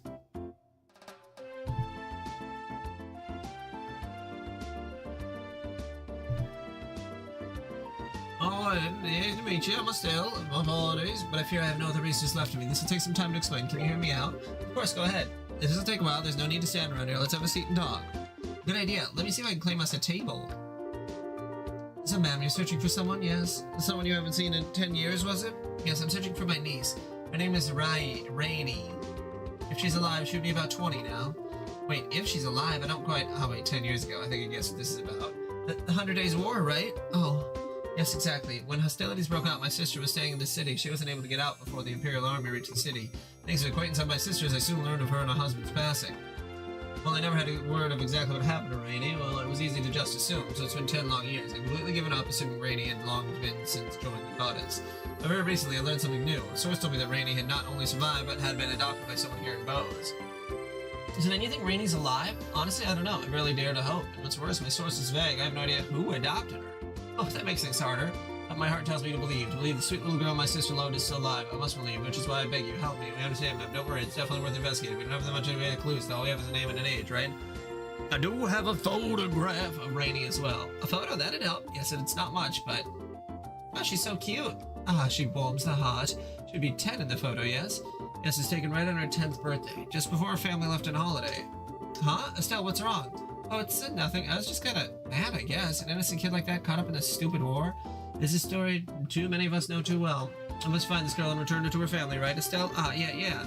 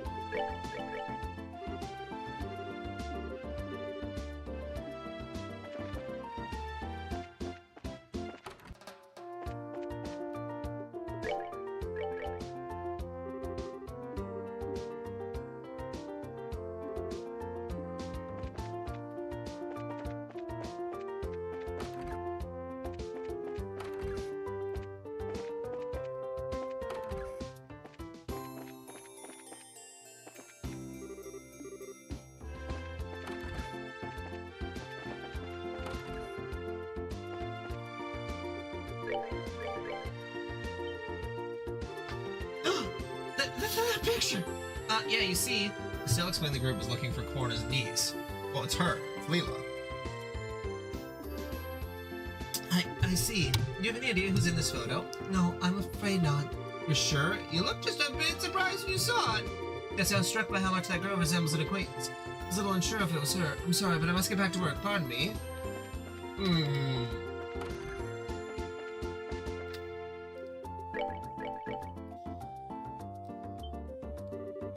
That is... Estelle, where in the world did you get this picture? Well, is that so? Why has this come up now of all times? But I get the feeling you have some idea what's up. I may at that. Out of curiosity, have you shown that photograph to Leela yet? Yes, actually, we showed it to her a bit ago. Did you now? Did she say anything? Yeah, she seemed really freaked out for a moment when she saw it. She didn't say much of anything, though.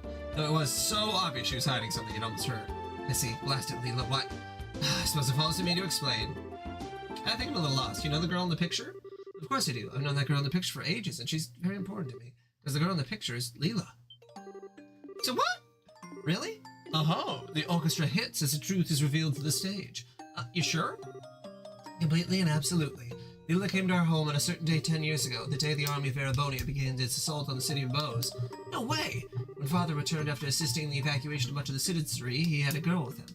Father would only say that she had been entrusted to him by strangers. That girl was Leela. Now that I look, she was even wearing the same clothes then, though they were bloody and torn. That more or less matches Cora's testimony. I think we have our answer. One thing though, the names. We're looking for a girl named Reina, not Leela. Reina. So that was Leela's old name? Yeah, that's what Cora told us at least. Hang on, you didn't know Leela's real name, Mayor Maybell? No, she never told us. Wait a moment, she did not give you her name? I can't imagine she did not know her own name at that age. Or she could have given us her name or anything in those days. When Leela came to live with us, she could barely say anything at all. How could I even describe it? It was as if she was in a state where she'd forgotten how to speak entirely. How would that even... Extremes of duress can cause one to lose the ability to speak. I know of all too many examples of that happening, courtesy of the horrors of war. For a 10-year-old girl to experience the same horrors that silenced soldiers, unspeakable. Yes, her soul was far more hurt than her body when she came to live with us. We all tried our best, but Leela always kept a little distance between herself and everyone else. So we never learned her true name. So how'd you get the name Leela then? Father gave it to her. It was inconvenient, to say the least, for her to remain nameless. I see. I think we understand now. All that's left then is to ask her. Yes, there's only one thing to do. Let me get Sarah to bring her here. I brought her, my lady. Thank you, Sarah. Would you leave us for a bit? Of course, bud, mate. Leela, come here. What would you ask of me, Miss Maybell? My bracer friends showed me this photograph. There's certainly a familiar face, isn't it? Leela, this is you, isn't it? I think I can guess why you're remaining quiet. You're concerned about Father, aren't you? I know you feel as though you owe Father a great debt, but Leela, I don't want that to be a burden on your life, and I know he wouldn't either. A burden? Yes, that's why you haven't said anything about all this time, isn't it? You feel obligated to remain here out of doubt to what Father did. That is, well, Father said it often, didn't he? Those trapped by the shackles of the past can never blaze a new trail. Leela, you've done more for our family than could ever have been expected or asked of you. You don't need to keep shackling yourself to the past. Go meet this Corna woman. Meet her and reclaim your life. Miss Maybell, I understand what you're trying to say. Unfortunately, however, the Reina you are searching for is no longer with us. Huh? What do you mean? Reina was killed in the 100 Days' War alongside her parents. She rests peacefully somewhere in this land. That is what I've told myself all these years, because if I didn't, it would be too sad to bear. Oh, Leela, I can't believe this. I've been such an idiot. You've been bearing all this within you all this time. I should have... No, Leela, I don't think you need to lie to yourself anymore, don't you? I'm sorry? Mayor Maybell, Sarah, Maynard, the people of the market. I bet a lot of others around town, too. Everyone thinks of you as part of their family, Leela. There's no way you're alone anymore. Estelle! Indeed. Yeah, Estelle is right. Indeed. If nothing else, you have the passionate love of Olivier Lenheim. Leela, are you listening? Do you see what they mean? You're one of my most... No, with Father gone, you are the most precious, important person in my life. So saying you're alone like that...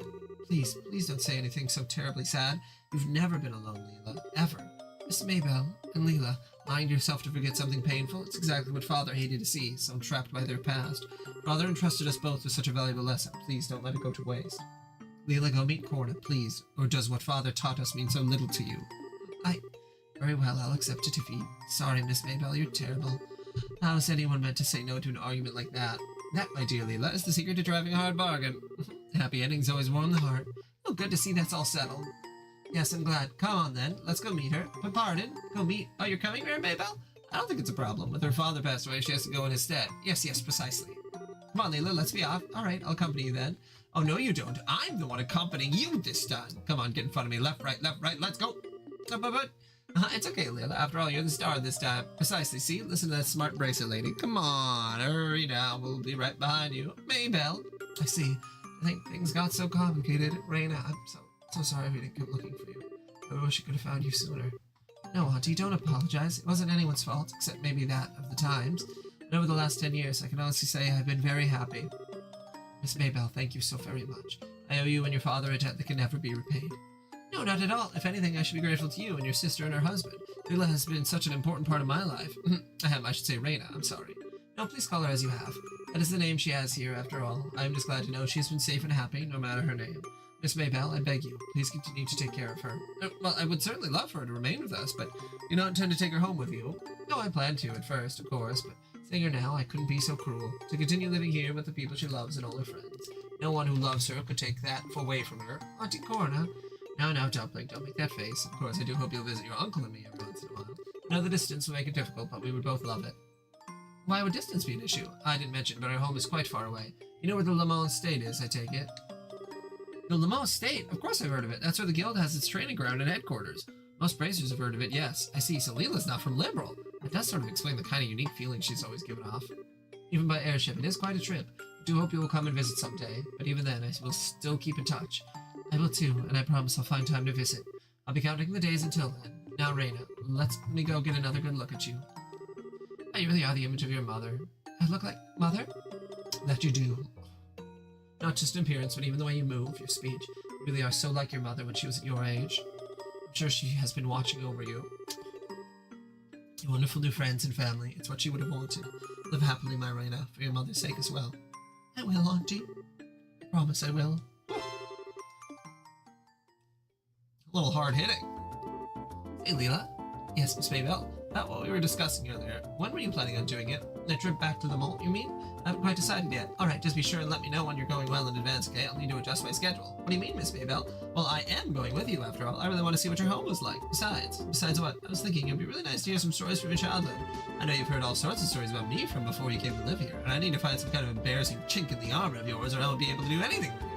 So you're after my naughtiest secret. Well, I'm afraid I have to disappoint you, Miss Maybelle. My early childhood was one of exquisite conduct.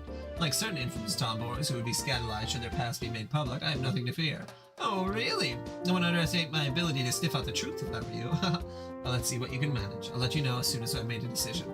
Please do, Leela. Anyway, what's on the agenda for today? You have regularly scheduled meetings inside the manor from morning until tea time. Afterward, you'll attend the review board for applicants to the market. Wait, the review board? That's today? Oh, ideals. Just strike me dead. I have to read those applicant evaluations right now. Leela, hurry, we gotta move. Oh, goodness. Something tells me I won't be going to Le Mans for a while. Oh, my goodness.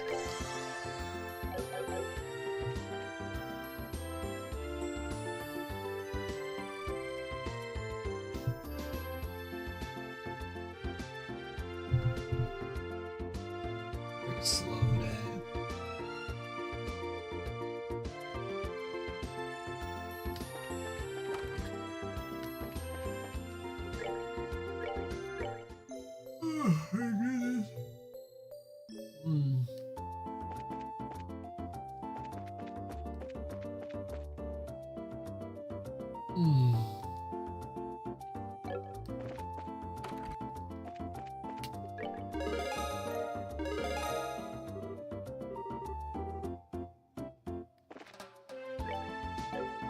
C++.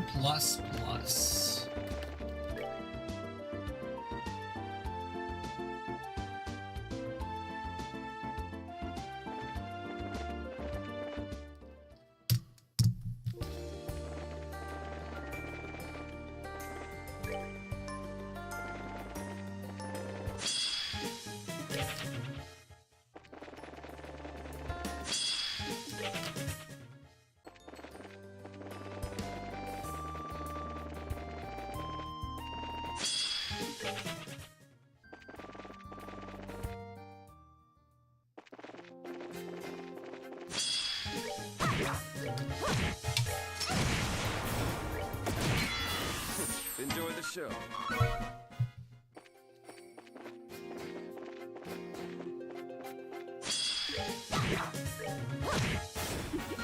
Seems you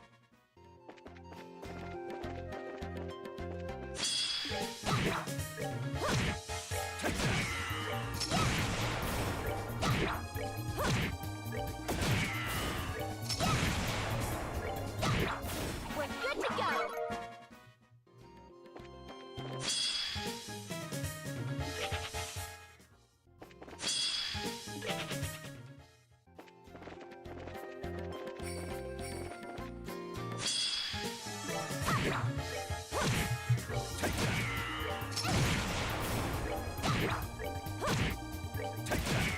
Nighty night.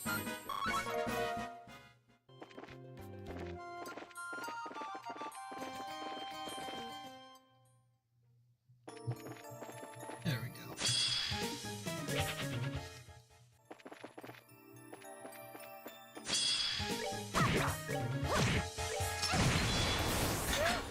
Scary.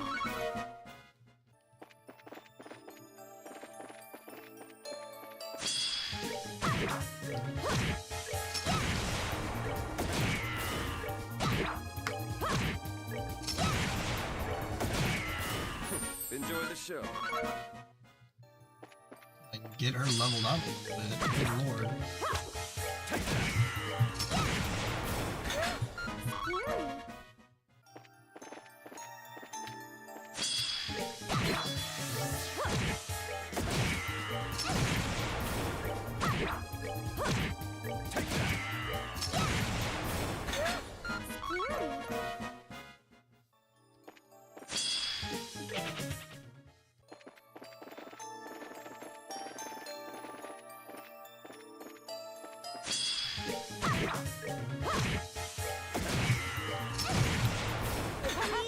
Scary.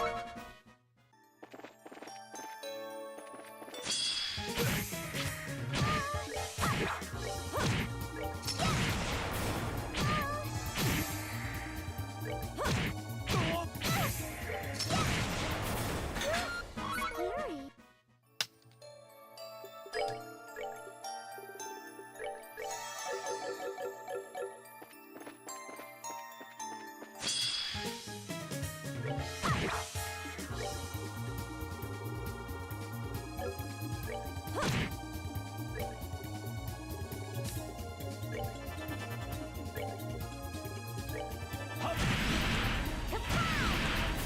Scary. We did it!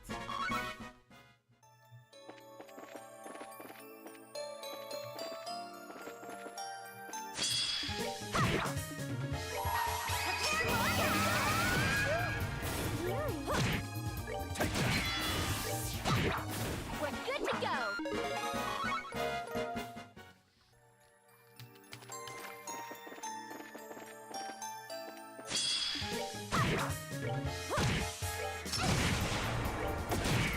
Nighty night.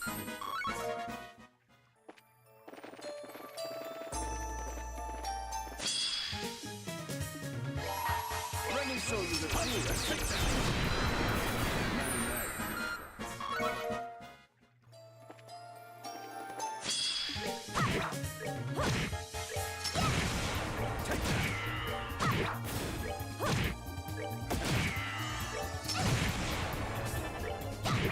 Oh, cool.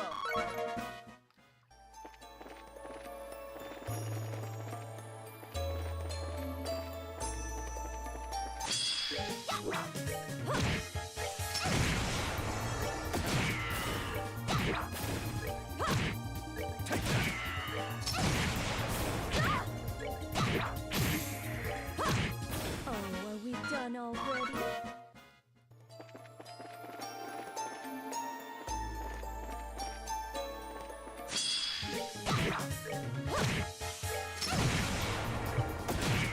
Nighty night. Cats.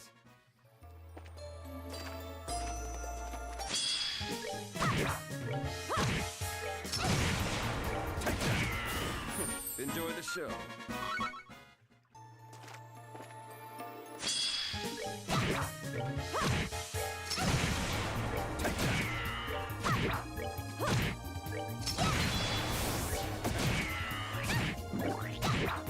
Piece of cake.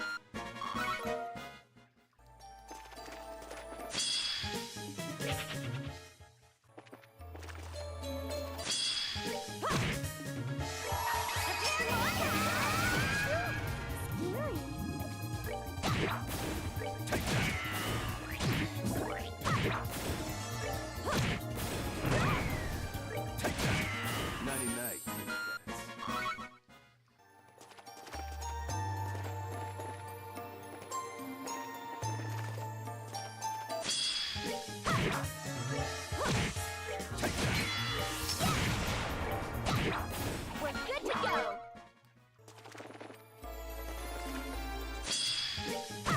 Okay.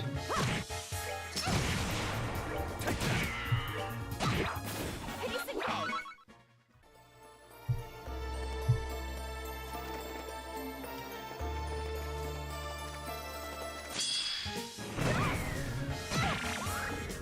Let me show you the true essence.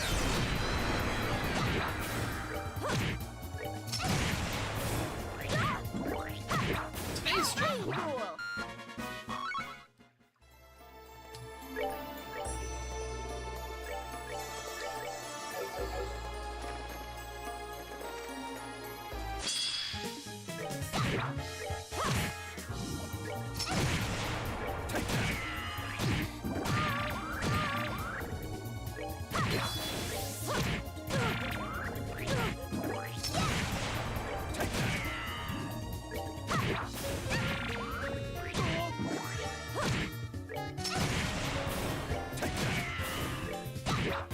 Piece of cake.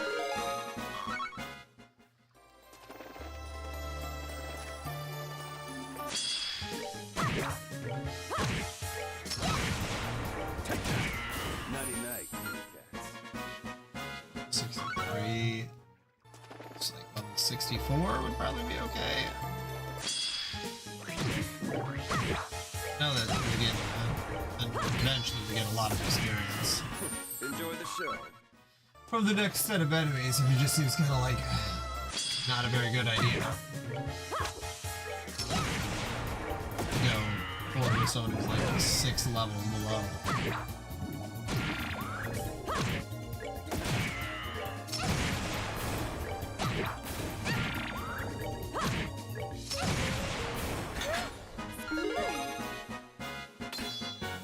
Oliver learned Happy Trigger too. Nice. Where's she at now? Experience. She needs 800. Okay. I can do that.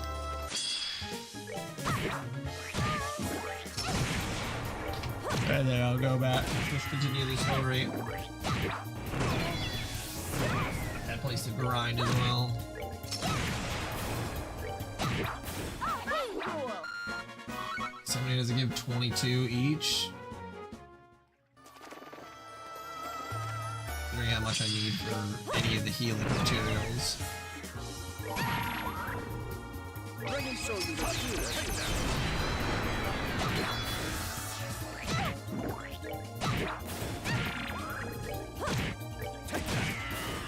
Enjoy the show.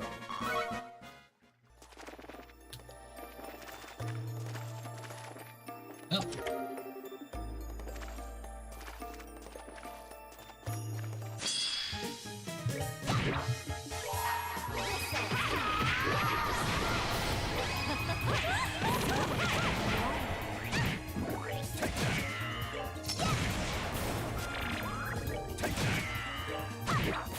Piece of cake.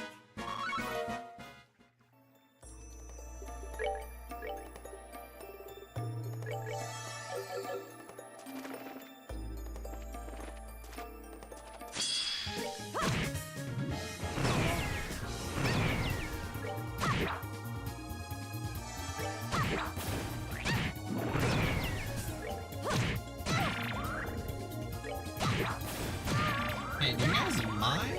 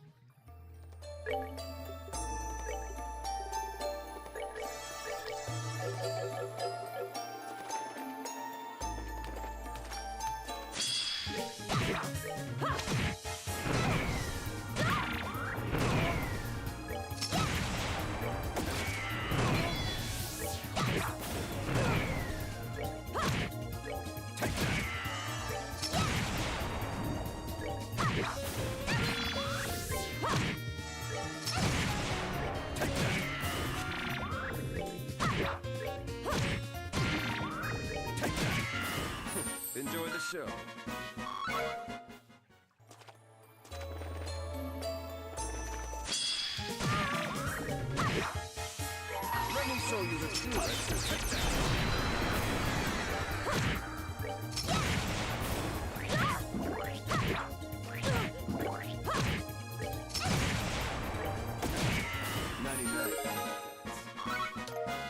There we go. Alright, now back down the hill. Unless there's something up. I don't think there would be, but...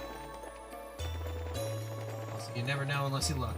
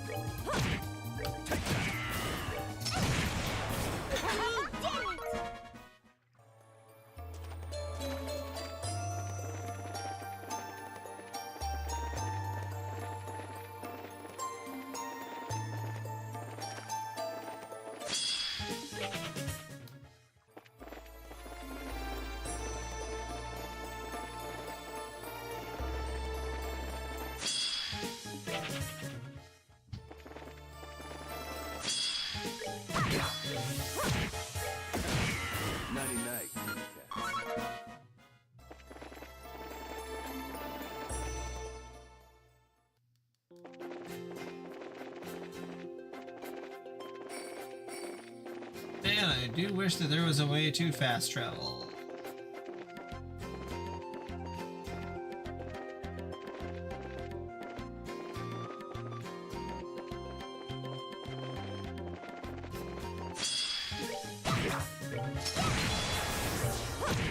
Oh, are we done already? There we go. Now she's doing reasonable damage.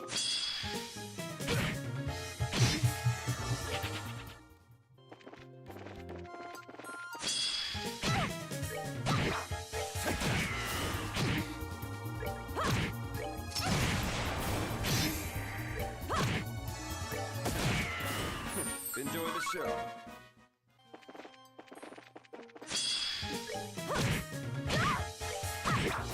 Piece of cake.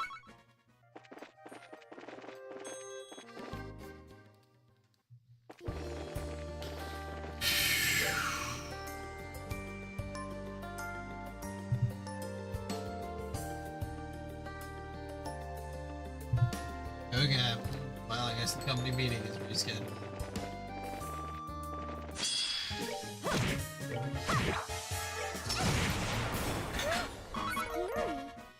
There goes the only thing that was going to give me excuse as to why I didn't do much today.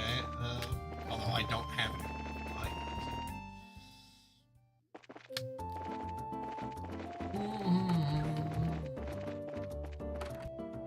Oh. Well, we're just continuing with the game then. Oh god, my stomach.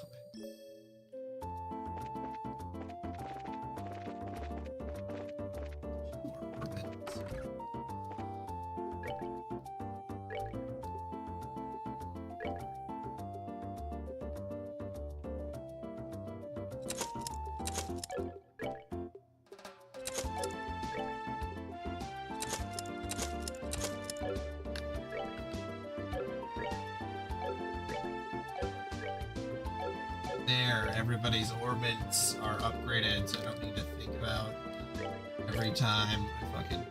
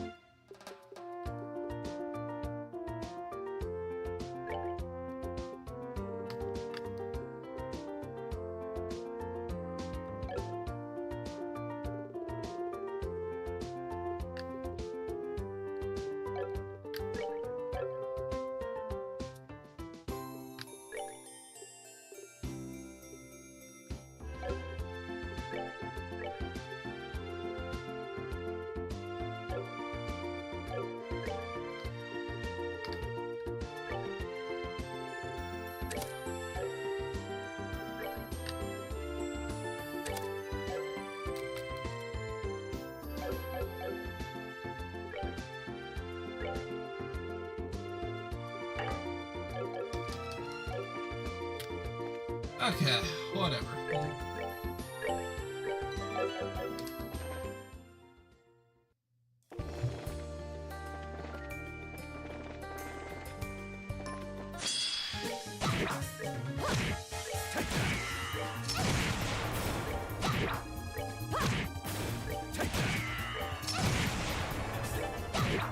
Piece of cake.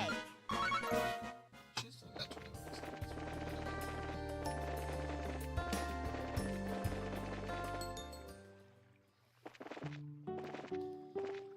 Okay. And here's the rest of them. What? Kevin, what are you doing here? Oh, it's a long and harrowing story. We passed by him on the road, so we invited him to join us. On the road? Why were you traveling again, Kevin? To be honest, my goal is to investigate the Emerald Tower. After we said our goodbyes in Roland, I've been running around looking at all the towers. All the towers? From your tone, I take it you have visited the other towers. Yeah, I've been busy with that pretty much. So I was kind of AWOL during the whole dragon business. Sorry, I couldn't give a hand with that. I figured you guys might come out here for a break after that, so... That makes sense. Well then, should we have a sit-down right now? How's about we do it over dinner? That'll help the information flow freely, you know? Oh, yeah. So you're really staying here, Kevin? Well, from what I hear, this is a pretty famous inn, right? Like your friend said, I figured I'd join in the festivities, if you don't mind. That's kind of out of the blue. Yo, you have helped us a lot, though. What do you think, guys? I ain't got a problem with it. It is a nice way to settle our debt with a good father. Yeah, I want him to stay, too. I see no reason to object. I wonder if it's fate bringing us together. Well, if he's here, let's have some fun. Thank you. Ain't much in the way of thanks, but if you still got stuff that needs doing, I'd be happy to tag along. Abuse me as much as you need.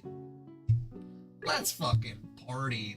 Well, thanks for the offer, but I think we're about ready to drop off our things and relax. Aw, really? Darn it all in here. I was thinking I could give up my body to Estelle's cause.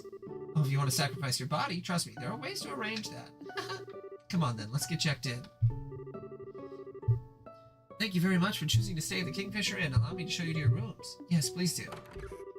This is the room we've set aside for the ladies. Wow, this is lovely. It feels peaceful, too.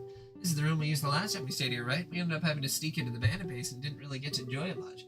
Huh, yes, I hope you can spend a bit more time in this time.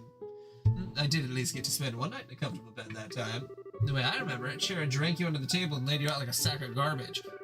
This time I'll be able to drink to my heart's content. This is the room we set aside for the gentlemen, but I'm sorry, there must have been some confusion about your party size. You may use the room next door for the men as well.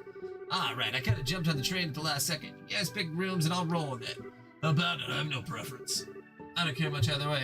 Well, then I shall share a room with Agate. Wait a second. So the son desired a bunk with me. It is not obvious, Agate. A raven with clipped wings, mended by a tender-hearted young girl. I would be a failure of a bard if I did not hear every detail of that encounter. And also, what? Agate, try not to murder him, okay? Although, I'm sort of curious as to how that went down myself. We just talked is all. That doesn't make us any less interested in hearing about it. Maybe more so, in fact. Perhaps we should hear the whole story before calling it a night. Aw. Come now, you two. Don't tease Tina so much. I feel bad for her. Regardless, I would ask Zin and Kevin to share the other room. I have no problem with that. Hey, I'm not the one to stand in the way of a good time, so sure. Allow me to show you to your room. Yeah, hang on. We are not done with this conversation. Hey! Yeah, sounds like things got kind of crazy. So there really was an ancient dragon nest in Liberal, and it warned about the Areole before flying off, huh? Yeah, it makes my head just spin just thinking about everything that happened. What I really didn't get is why Ragnar couldn't tell us anything about the Areole either. Actually, there's a line in the Testaments that reminds me of. The goddess, having bequeathed her treasures, sent forth the holy beast to observe the path the children of men should take. Holy beast? That certainly does seem like Ragnar. The more pertinent point, I feel, is the command to observe. They may simply watch over us, and we're commanded to not interfere. Load of help that is. Well, one way or the other, I sure think that it makes it look like the Areole exists. I think we even start to piece things together thanks to what I found in my poking around. Right, you investigating the towers. Did you find anything out? A little bit, yeah. Like, you guys familiar with those weird machines at the top of each tower, right? Did you know they're currently glowing? Yeah, I remember seeing the one that was all lit up. I don't quite get what that has to do with the Areole, though. Well, Captain Schwartz mentioned something to me. Something weird happened in the room when you fought Alan Richard just before the mechanical monster showed up, right? Oh, yeah. I remember right after the gospel used, all the lights in the ruins went out, and then there was this voice out of nowhere giving a warning, and the pillars all sunk into the floor. Right, the warning was about the first barrier being no longer operative, and the device towers being enabled, as I recall. Yeah, that's what I've heard. So on a hunch, I double-checked the timing with some witnesses. Those 4 towers started lighting up and stuff at the same time the gospel was used. You're kidding! So the device towers the warning mentioned are... The 4 towers are liberal, the machines at their peaks. I don't got any other explanation, at least. So to sum up then, the ruins behind Gransel Castle are what produced the first barrier. However, when Colonel Richard used the gospel, this barrier was eliminated.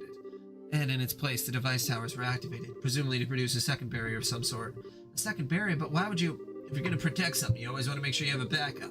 Doesn't answer the questions of what kind of barrier it is, or what the hell it's a barrier for, though. About that, I'm starting to think it's something to hide the location of the aerial. That's right, the aerial wasn't in the castle ruins, but it's still supposed to be somewhere in Liberal, right? Exactly. If we assume the Society's goal is to obtain the aerial, then I think we can say their experiments are part of a plan to further that goal. They need to do all this just... The experiments, the gospels, and the aerial? Huh, it seems they are more tightly interwoven than we first believed. And the one sitting at the loom would be this man called the Professor. Yes, it's all him, the same guy who put the gospel in Reinhardt's head and made him attack bows, and the one who... Estelle? Oh, what's up, Estelle? You got awfully quiet all of a sudden. Yeah, about this Professor. I think he's the one who made Joshua leave in the first place. What? Wait a moment. You mean he's the one who orchestrated the events that brought Joshua into your home and then made him leave the way he did? I think so, and I bet he's the one who manipulated Colonel Richard and Kurt's memories. You're kidding! We do not have an explanation for Kurt's memories, it is true. Why do you think this? Well, you see, she can't remember the identity of one man she met the day Joshua disappeared. That really happened? Is this another thing you've been trying to shoulder all by yourself or something? Not exactly, but sorry, I guess it's kind of late to bring it up now. I don't think there can be any doubt at this point, though. It's safe to say that this person must be the one responsible for all our trouble. He is clearly a man of twisted morals. Yes, we'll need to be careful. Oh, sorry, Tita. I didn't mean to bring all this serious junk when we just came out here to relax. Oh, no, it's okay, Estelle. It's just I was wondering why someone would do things like this. Make everyone so unhappy. Make Joshua suffer. I don't get it. Oh, Tita, don't worry about trying to understand a weirdo like that, okay? You just need to worry about being Tita. Right, Agate? Why the hell do you keep dragging me into these conversations?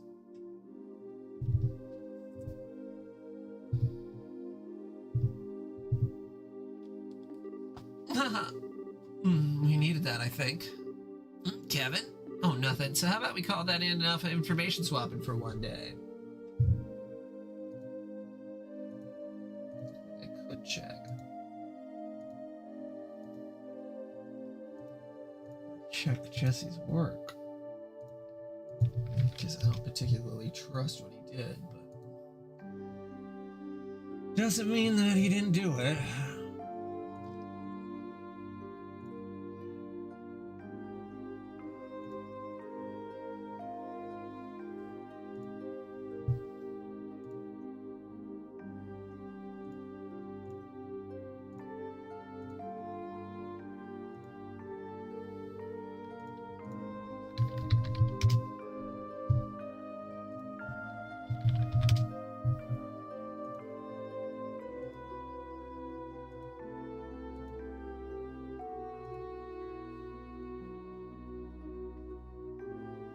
As they say, curiosity killed the cat.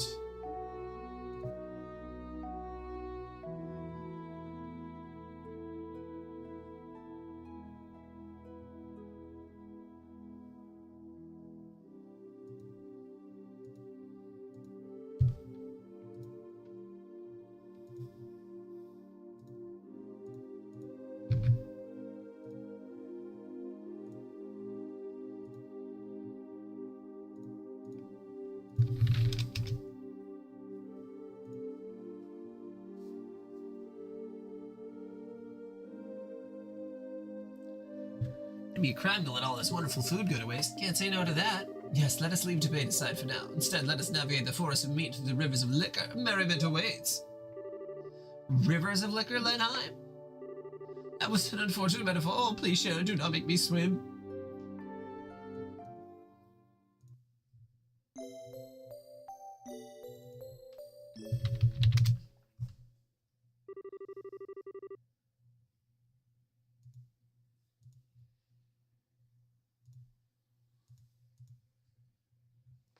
And so Estelle and her friends set about enjoying their holiday. Setting aside their cares for a while, they slumbered peacefully and awoke as they wished to come the dawn. In the morning, they borrowed a couple of boats and enjoyed an excursion on the lake. Pew, pew, pew, pew, pew, pew, pew, pew. Noon everyone saw a pleasant lunch with no small bit of horseplay.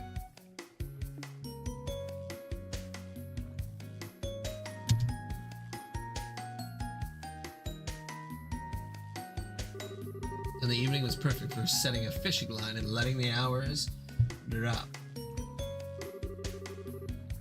Time passed quickly by the idyllic shores of the lake.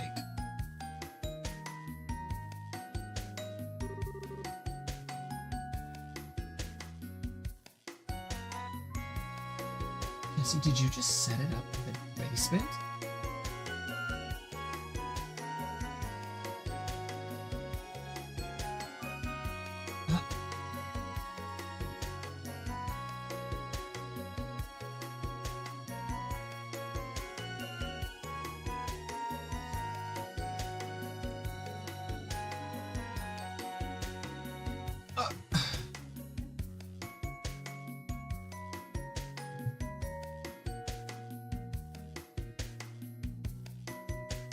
Why would you do that?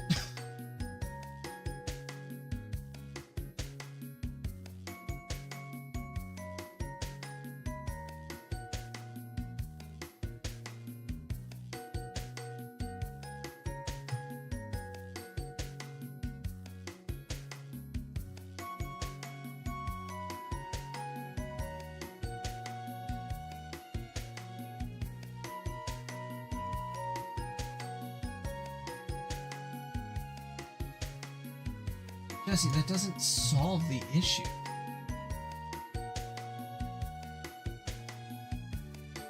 How many devices are even connected? 2, 3, 5, 6, 7, 8. I mean, I guess it might.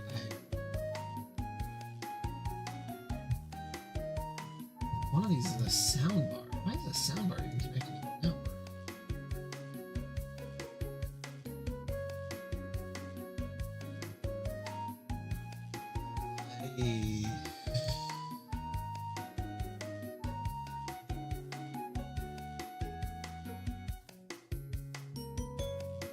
Guess it's better than nothing. Exactly what I would have done.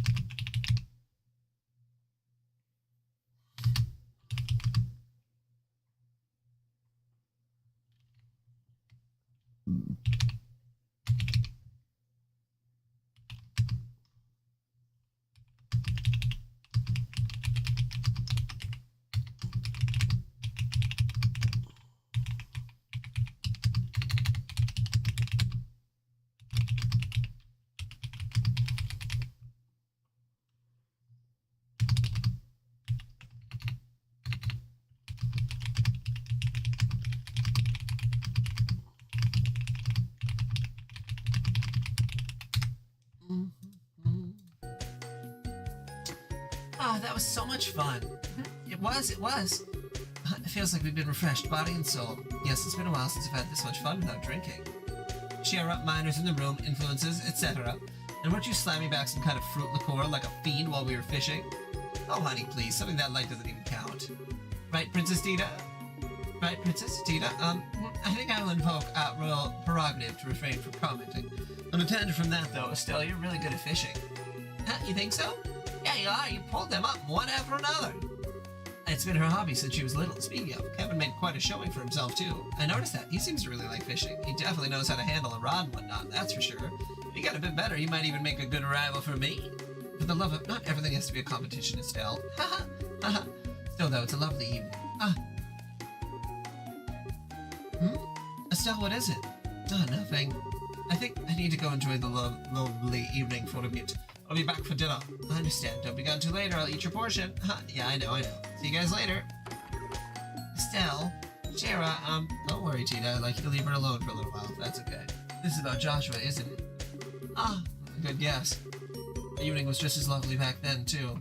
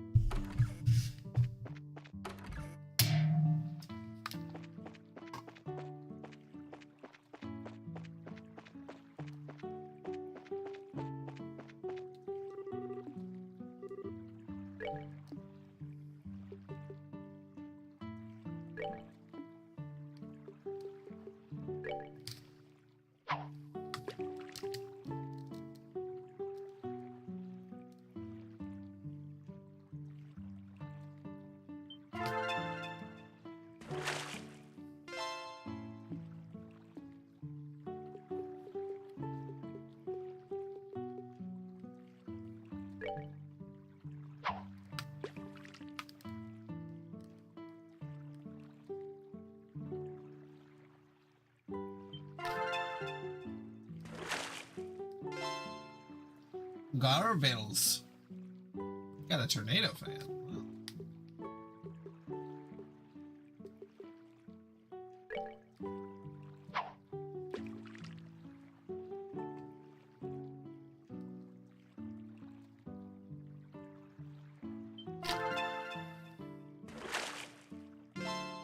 A rock eater.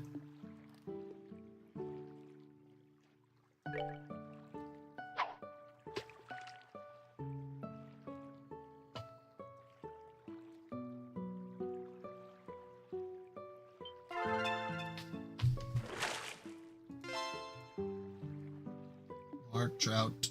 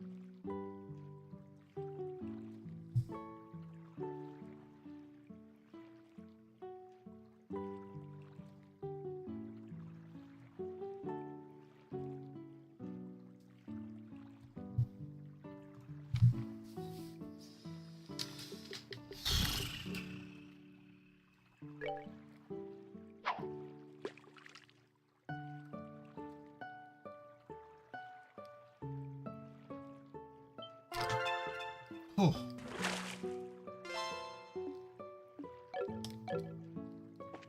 Yeah, that Aquamaster rod is much nicer.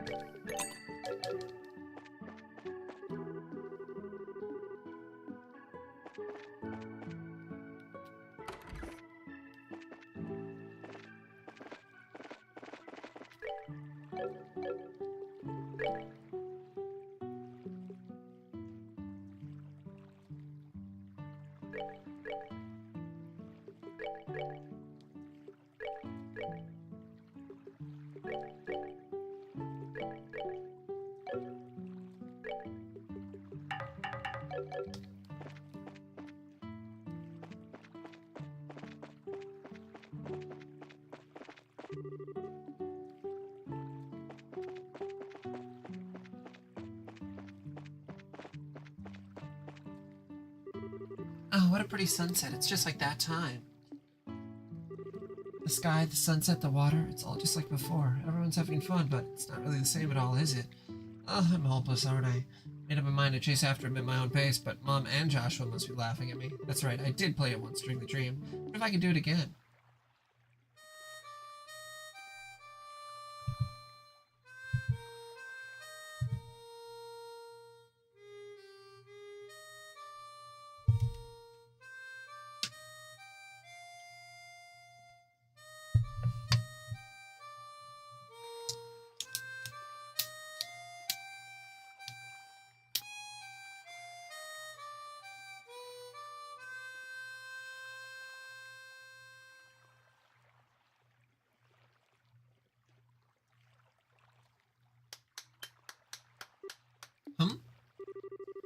was really pretty, Estelle. Kevin? I came by because I was curious who was belting out the melodies. Gotta admit, I didn't think it'd be you. So I guess you do have hobbies other than sneakers and fishing, huh? Harmonica's playing's kind of out of the character for me, huh? No, not hardly. It suits you. Gotta be honest, I think you're better at fishing, but you can just come out and tell me I'm bad. Even I don't think I'm really good at this. You made a couple technical mistakes, sure. But what matters is music is the heart.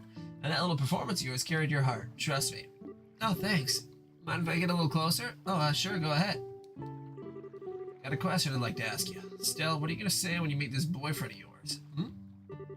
What I've gathered, he left under what we call circumstances, heavy ones. When we finally catch up to him, have you thought about what you're going to say to him after all this? I convinced myself I was going to drag him back even if I had to pull him by the hair, but I don't think I can really do something that forceful or crazy. To be completely honest, I don't even know if what I have to say will even reach him. And even knowing all that, you're still sitting on 5 a.m.? Yeah, I thought a lot about Joshua's situation and my own failings. No matter how hard I try, though, the words to deal with it don't come to me when I just sit around. So I'll just let the words come when I finally meet him. What? After all, my feelings aren't mine alone, right? There's something that grew between Joshua and I when we were together. So I think I'll only really be able to find those words once I see him again. Once we meet, our hearts will do the talking. That's why I refuse to worry about that until we find him. Yeah, I'm sure sometimes you get a little sentimental, sure, but let's just call that lady's privilege. Oh man.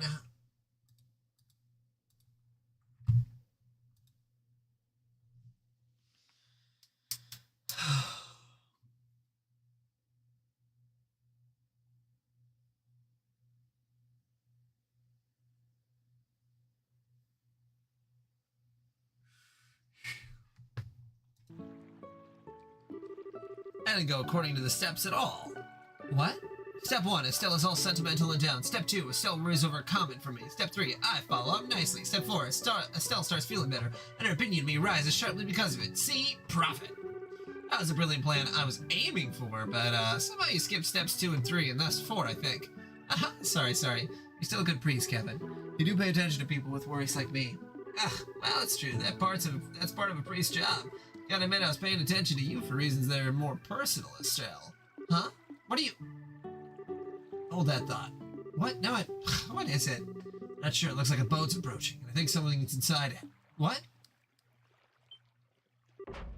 Kurt! Patching up best I can, but his wounds are pretty serious. He'll have to stay bedbound for a while. Poor Kurt. Never thought I'd see the day where Kurt gets thrashed like this. The hell happened? Kurt and his team were really close to finding the Society space from what Lundgren told us, which means Annalise and Karna and Grant should have been Oh no! This is bad. I called Lundgren on the Inn's phone. He's contacting the other branches in the Royal Army now. But, if things gone wrong, Annalise and the others will... We know, don't panic. We need to get out there. Oh, whoops. That's right, it's tremendously deep, so it must have floated in from another shore. It could be very hard to divine precisely which shore, though. Yeah, the lake is huge. I guess you could ask the Army patrol ships to help too, but... Ugh! Kurt? This is Estelle and Agata, everyone! This is the Kingfisher Inn on the lakeshore in Bose. You drifted here on the waves, you tough old goat. Kingfisher, yes, I see. I remember my teammates and I infiltrating the Society space, and then I... Kurt? Don't tell me. God damn it all! To have my memory stolen not once, but twice! Ah! I knew it. Society has intruded upon your mind once again. Zim, please, use your chi on me as you did last time, otherwise everyone else will... Last time was a desperate improvisation.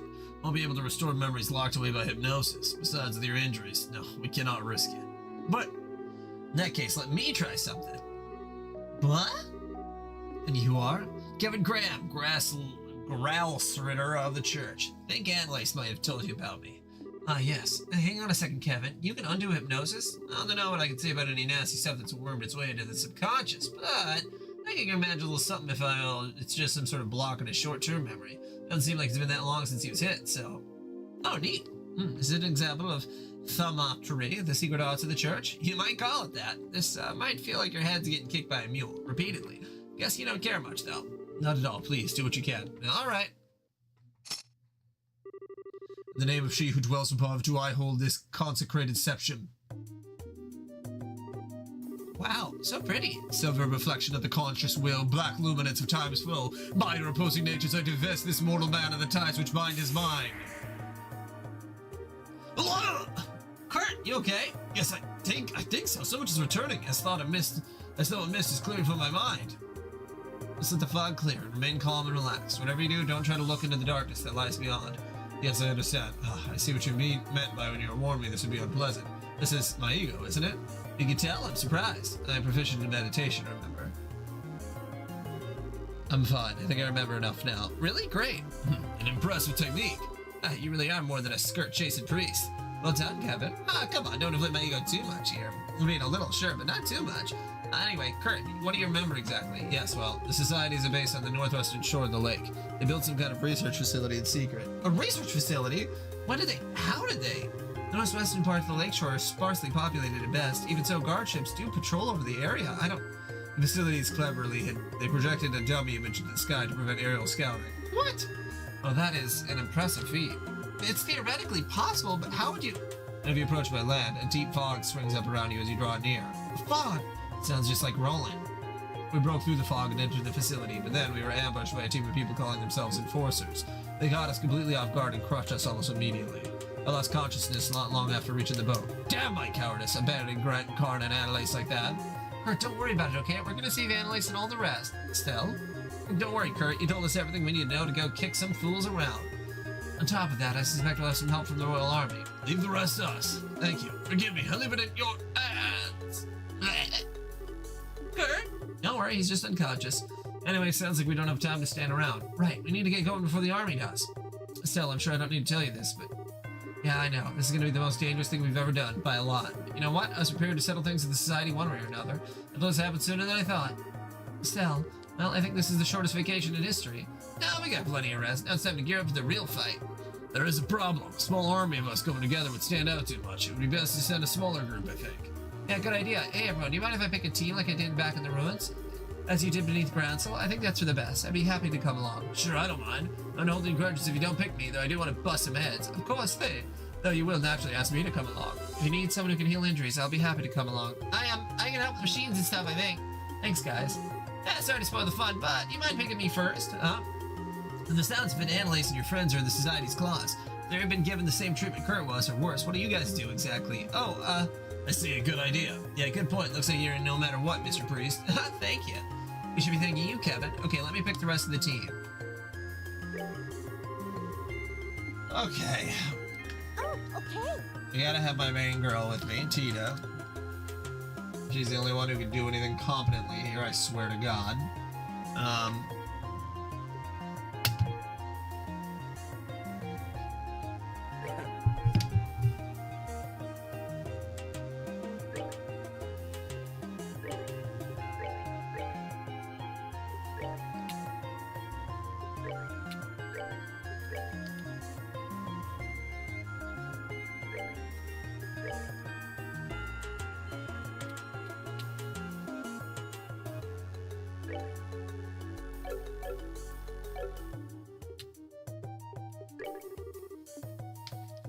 This ought to perk you Leave up. it to me.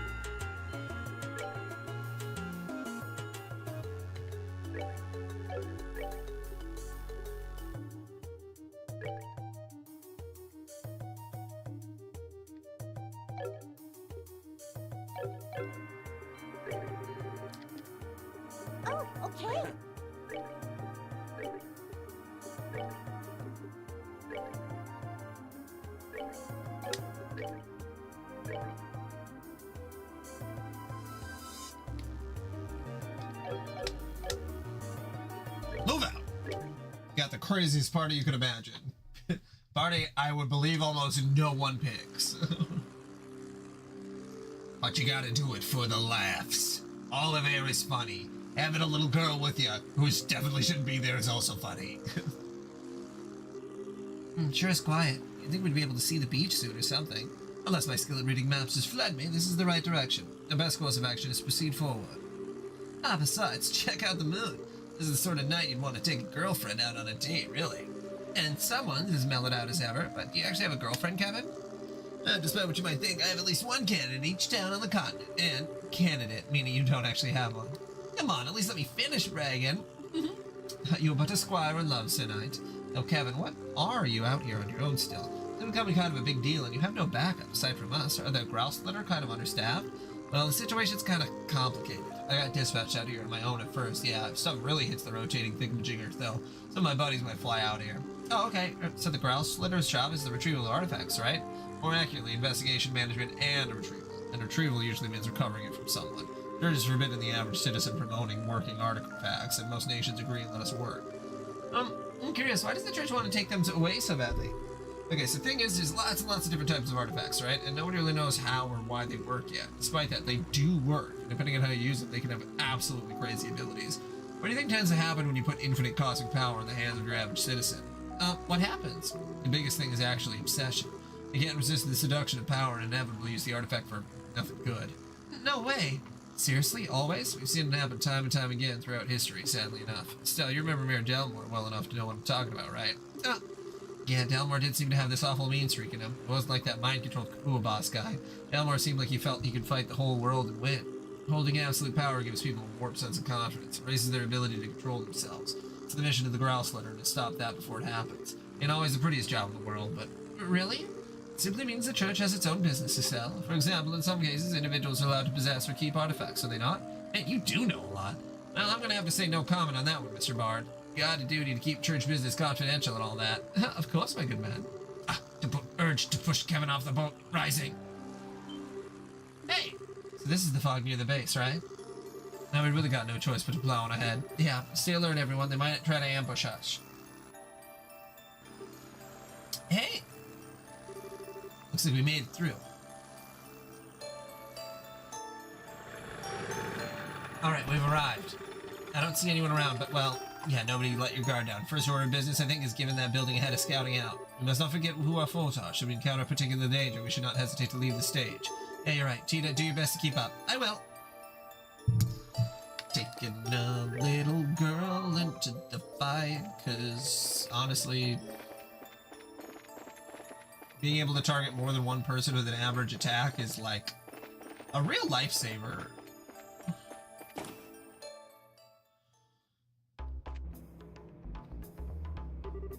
What in the world? This looks like a factory of some sort.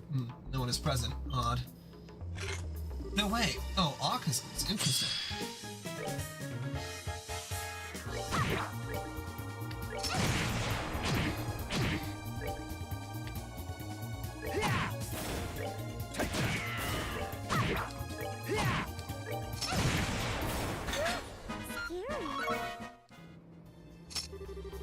I think we're still alive mostly, but were those society archaisms? Yeah, except they ain't archaic. They're like the ones that assaulted us on the Onnenberg. They were made recently. In that case, this area might be a factory of some sort for orbital weapon parts. Good point. A lot of the same parts are rolling along. There is something else curious, I fear. Made a scene to raise Gehenna, yet this place remains as silent as a tomb. No one is coming. Yes, you're right. You'd think that Annalise or even one of the enforcers would come to investigate. Those things are probably on some kind of automated patrol. Looks like we really do need to check every corner.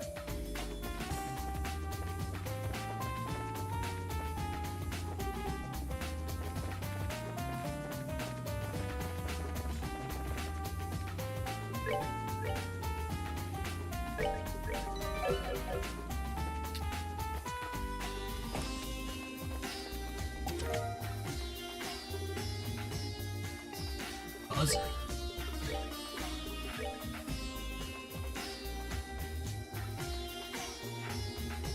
Oh, I already have a buzzer on.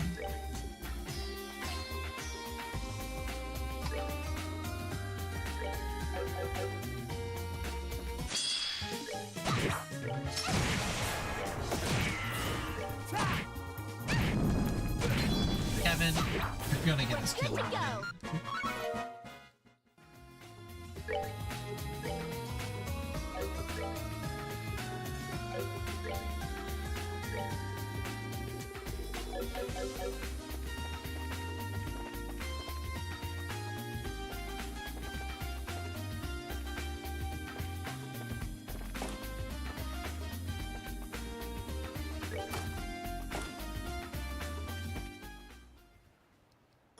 Oh, that goes right outside.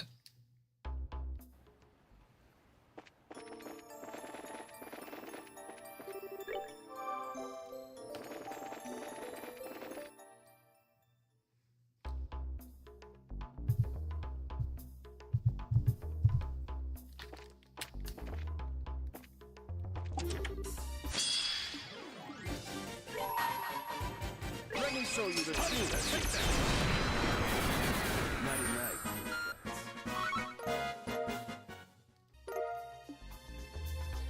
Ooh.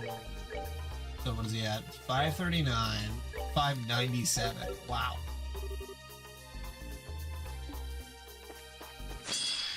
We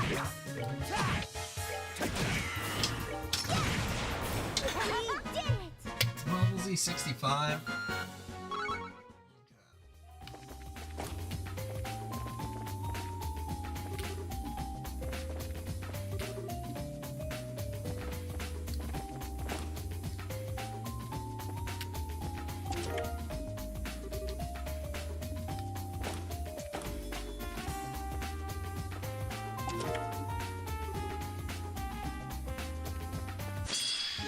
We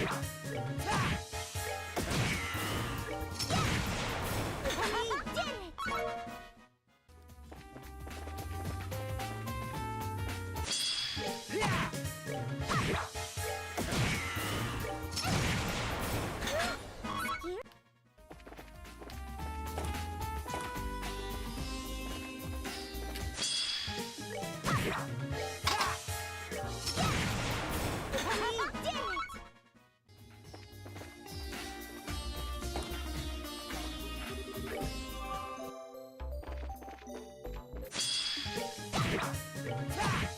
All right, what's next?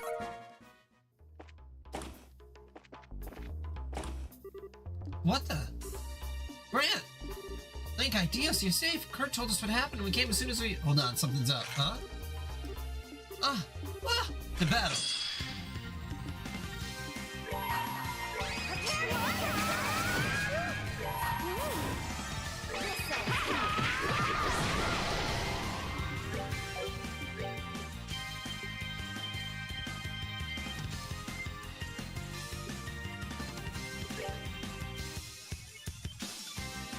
Oh, yeah.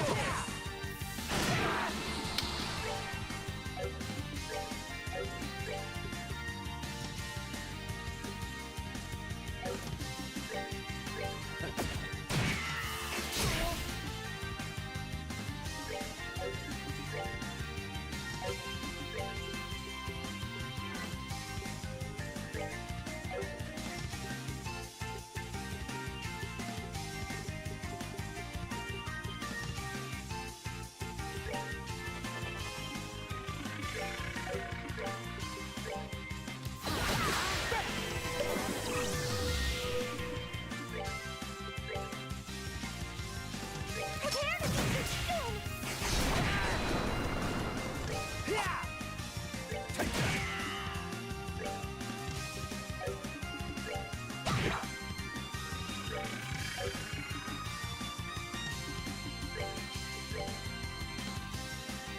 Oh, okay.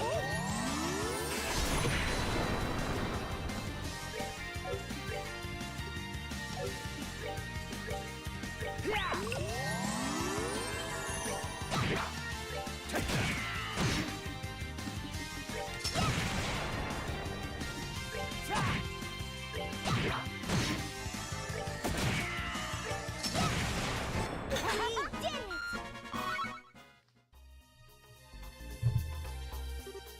Oh, how the heck does he manage? How the heck does he manage swings like that? My goodness, even Braves is not immune to such control. Now then. Sorry, guess I got in the way, huh? Grant, you're okay. You realize what happened then, my good man. Yeah, I can't remember the face, but someone hijacked my mind or something. I was ordered to stop any other intruders coming through here. Must be the professor guy. Grant, where are Karna and Annalise? Do you know? I don't. We got separated and they caught us each alone. They're probably chained up in their own minds somewhere in here like I was. Ugh! Grant, here, give me your shoulder. We got a boat on the beach. We'll take you there. No, I'm okay. I know the layout of the building, so I can get out on my own. Won't drag you guys down any further. Just please find Karna and Annalise. Grant, yeah, leave it to us.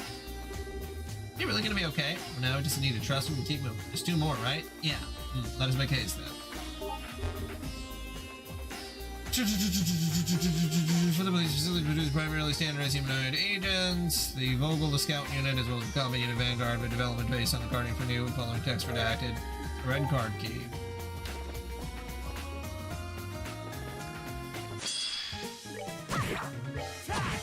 All right, what's next?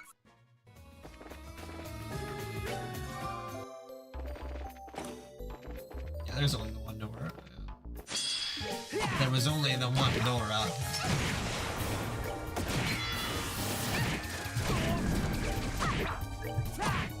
All right, what's next?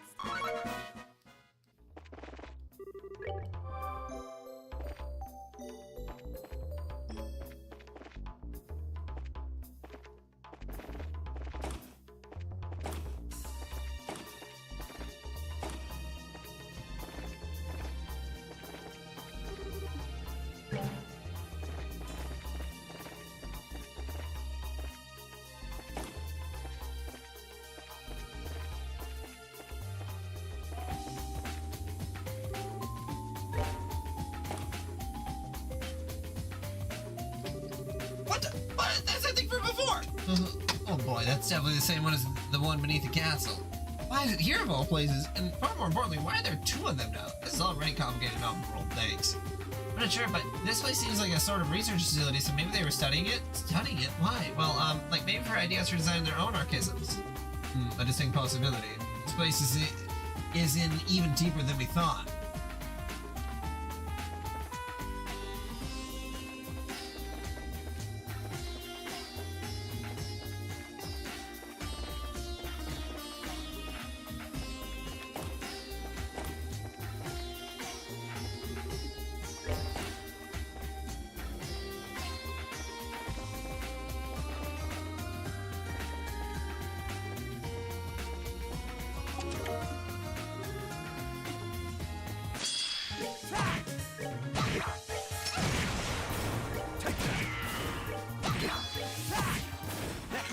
Not bad.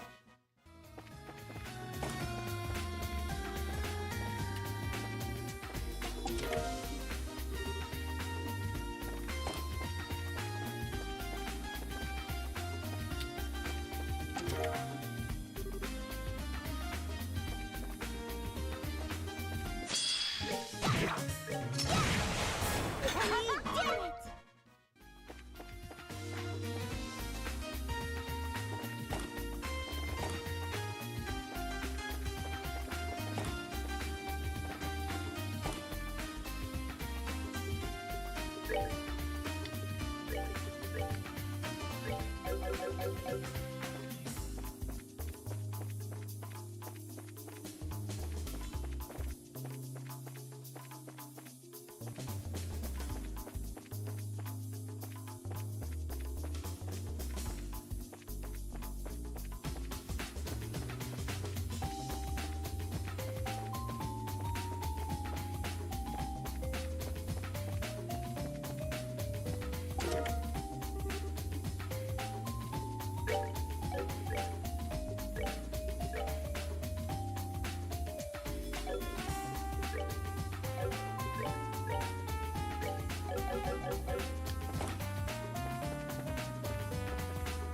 His words are as empty as yours, soul. Die, monster.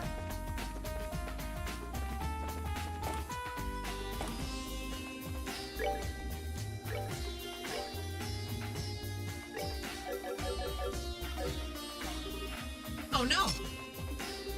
I got Karna too. No choice but to get rough then. Let me show you the truth.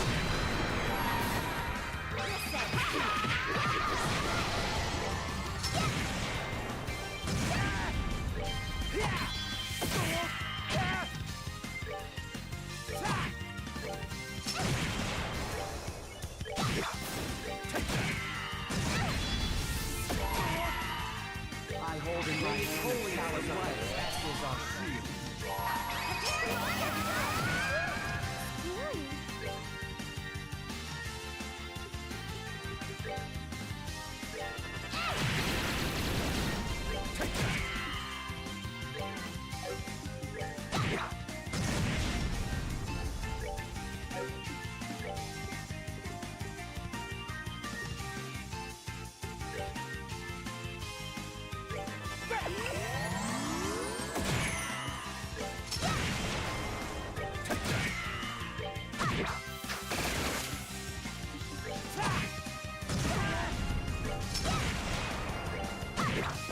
Piece of cake. Every time I fight her, she seems to kick my butt harder. Alright, my turn. Ugh, you guys, you managed to get here, huh? Marna, are you okay? Aside from feeling like I was run over by an airship, yeah, I'm okay. More importantly, did you find the others? We beat the mind control out of Grant a bit ago. We haven't seen Annalise though yet. I'm kind of worried. I see. I'm guessing you also had a run-in with an enforcer or three. No, we've been hit deep in machines, but no enforcers. Aside from you guys, there doesn't seem to be anyone here at all, actually. I think that's strange. There are a few dozen research staff and Jaegers on guard here when we infiltrated. Guess it's possible they've abandoned the base. Maybe. That would be weird, though. I should be able to make it out on my own. Please find Annalise as soon as you can. Leave it to us.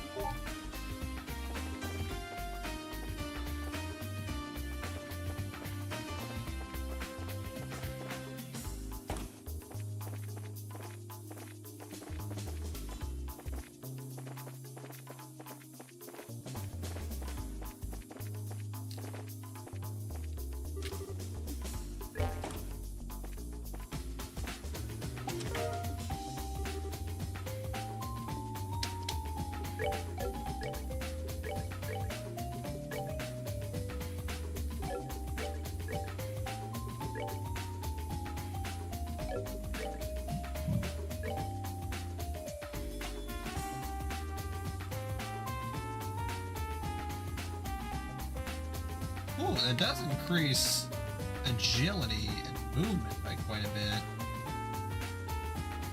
God, the defense just sucks, though. Oh. I haven't had too many issues there. Maybe if I had more issues more frequently, but he's pretty much always able to hit the target. Nighty night.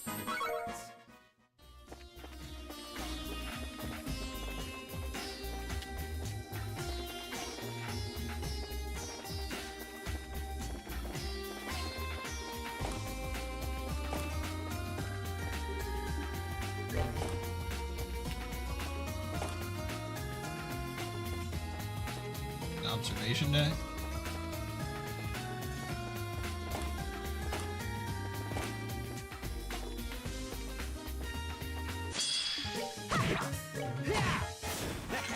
Not bad.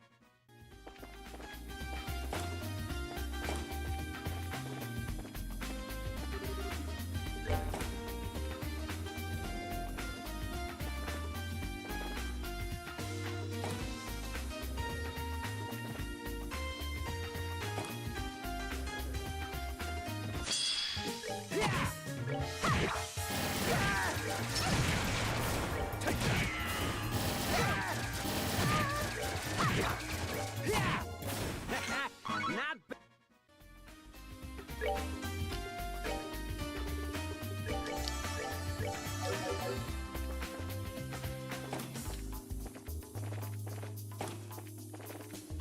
That was by itself.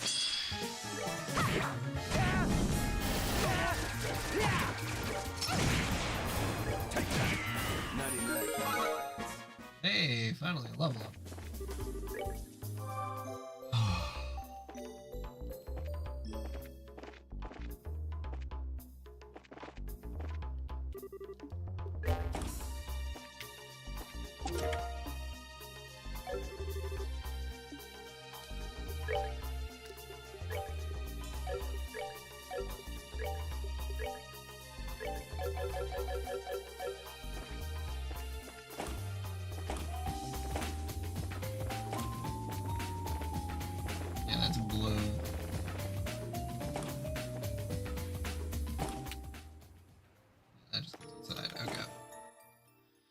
blue door.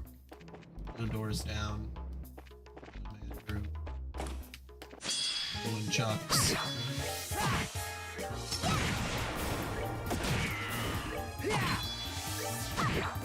Piece of cake.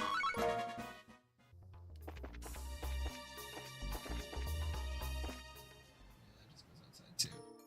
Just keep doing that. Okay. Maybe there is only blue doors. I did that one. I already went in this one. Yep, so there's just a handful more blue doors.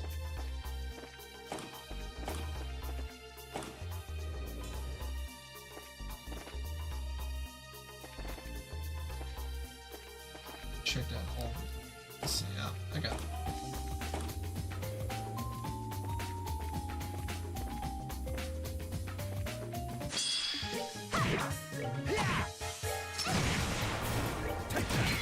Nighty night, nice guy.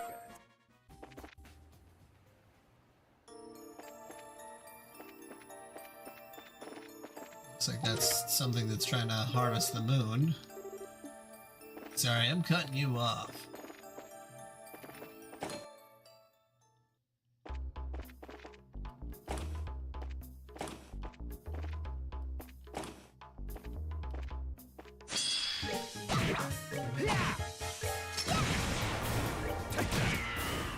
Enjoy the show.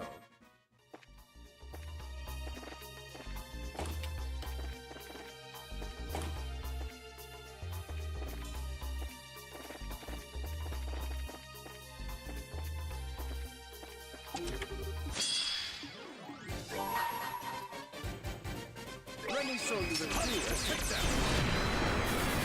Nighty night, guys.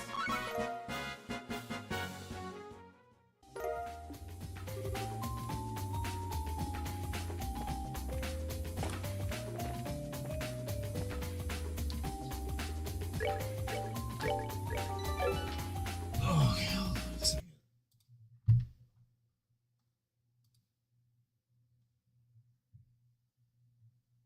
Ooh. Oh yeah, you're getting there, then, Lucis. Oh boy.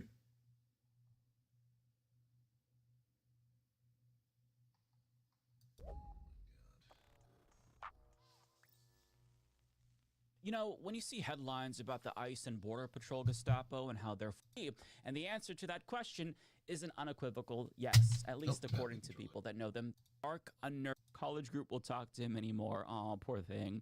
My who are doing it legally. Anyways, this person says, as far as our relationship goes, I don't really actually talk to him much. He and my aunt live picking crops with no legal status. Last thing I told him was that if he was willing to sell out his morality for 50K, he may as well just start sucking dicks. Probably more lucrative and more moral too, might I add. A family man or a balloon. He's an ex-PA state trooper who foolishly quit to open a brewery, failed, and a restaurant, failing. He's also a degenerate gambler. Sure, he just recently joined ICE, but he got arrested for drug charges last week. For ICE, I am pissed at him and generally don't talk to him. He started going full MAGA just before joining ICE and completely drinks the Kool-Aid now. He's whining about getting stiffed in their now private subreddit. One said that they've been working for 4 weeks without pay. Another talked about how they still haven't gotten any health insurance even though they've worked for 2 months. So sad. In a thread where one Nazi asked if the other Nazis received their bonuses, one complained that they did but it wasn't enough. Another said that they still didn't even have their base pay that they were expecting.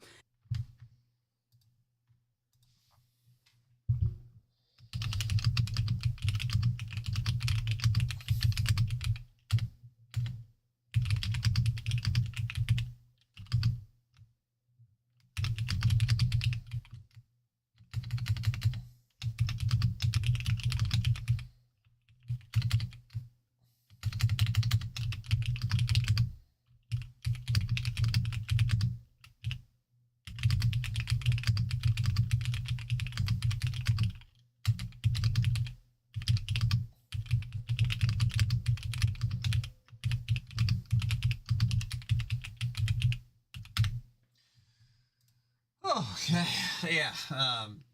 But yeah, my wife had just messaged me some YouTube video where it's like basically saying that it looks like it was just kind of pulling from some subreddits, but that ICE agents, the people who know ICE agents, like know them personally, they're like, yeah, they're my uncle and I just don't talk to them anymore, or they're my brother and I fucking hate him. And yeah, so no big shock there. And a bunch of them haven't been getting paid, which, like, good. Don't pay them. That's literally the way that you can make people quit, is by not getting paid, honestly.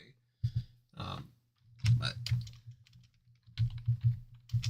yeah, are the chapters quite a bit longer than Lucis? You said you're trying to finish it by Saturday.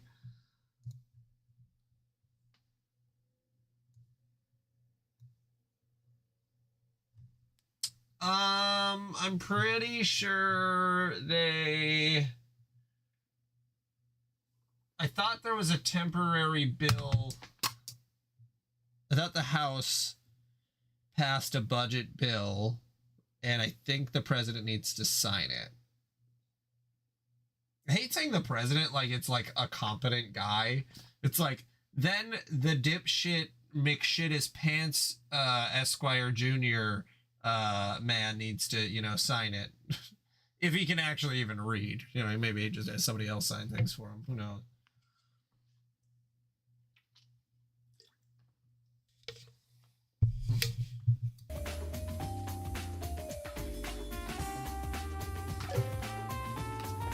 Yeah, as you can see, I'm a little deep into chapter 6.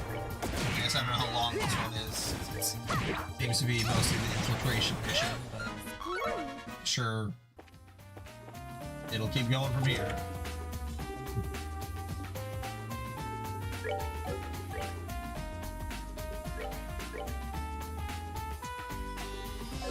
It's all you can.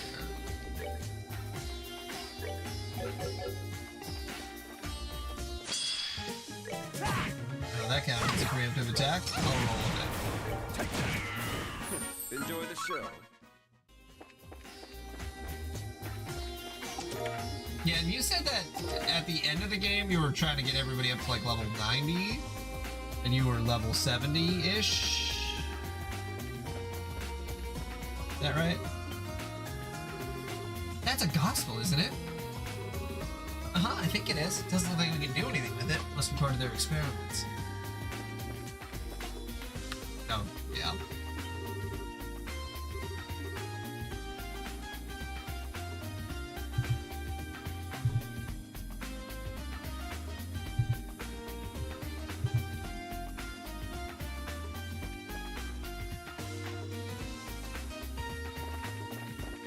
Do you use all your party members, or is it just like you wanted to get them? Like, do you split off into two teams, very Final Fantasy VII style? At the end of the game? So they got Annalise too. We need to pin her down for a minute.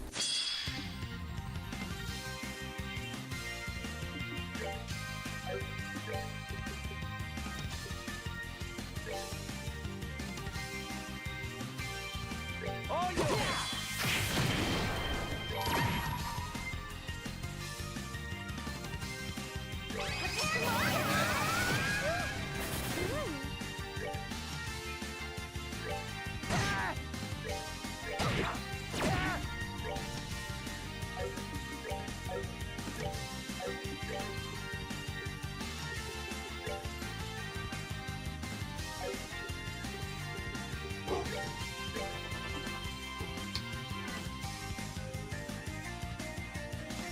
Let's see if that's the mailman.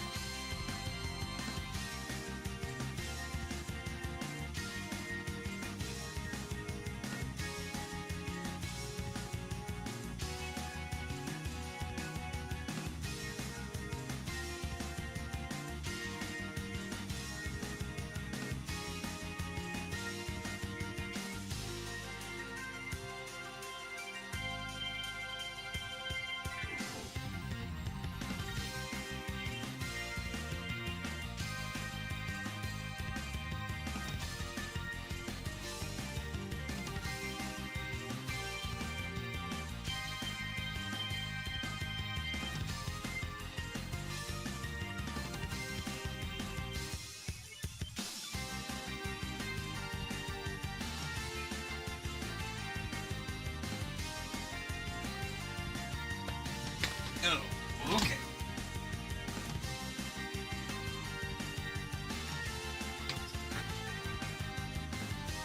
Do this point, so this point is forces again to more storage, but shit.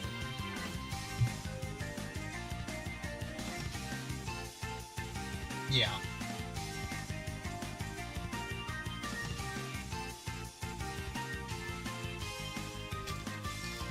You know, that would make sense.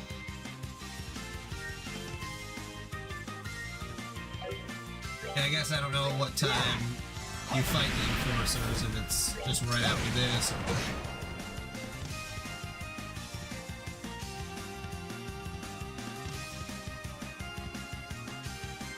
Yeah, Chloe is kind of an uninteresting character. Like, I would... Yeah, the...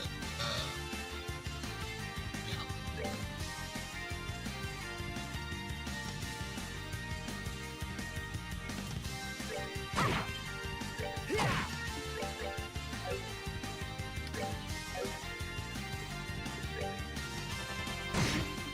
One per floor. Okay. So you have to kind of be paying attention. Save before you enter the final rooms on the floor, so then you can be like, okay, yep, I can use this person in this fight. Let's see.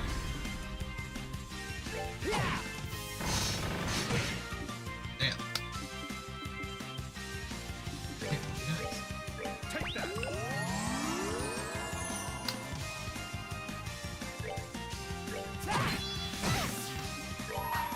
I hold in my hand the powers of the masters on fear.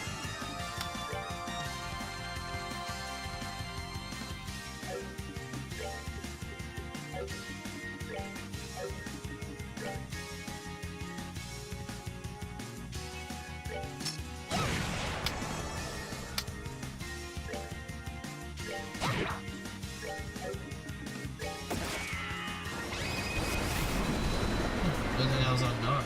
Good lord.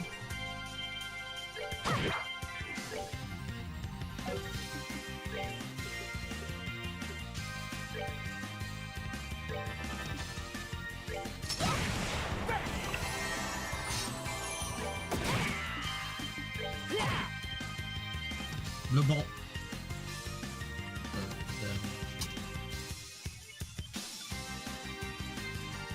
Yeah. Which I wouldn't mind doing, give everybody the satisfactory, satisfaction of being able to fight their rivals. Oof, Annalise. When the heck did that little goof get so strong anyway? Alright, let's wake her up. Estelle, everyone, even Kevin's here too. Thank you for coming to save me. Annalise, you okay?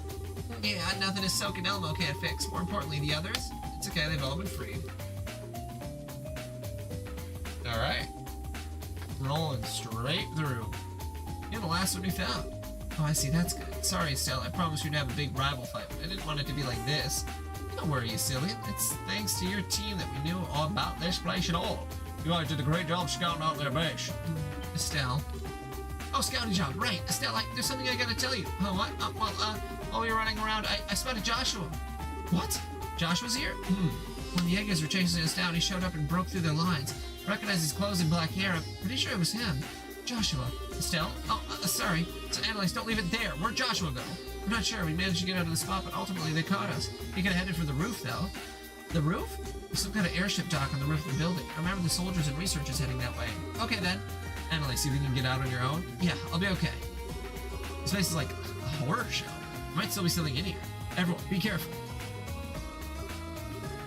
Seems like Josh would be here too. Let's get to the roof. Yeah! Based on the data collected from the experiments performed throughout level, the beta has entered the final tuning phase. The emulator fully simulates the function of the original 90% superposition rate of the working fields as a result of sizes and creep and execution of the gospel plan should be following tax redacted. Okay.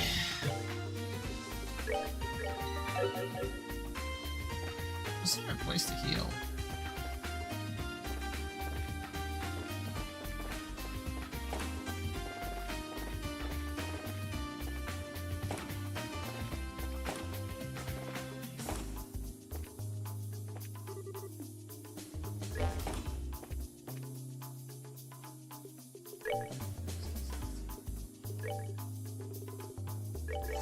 All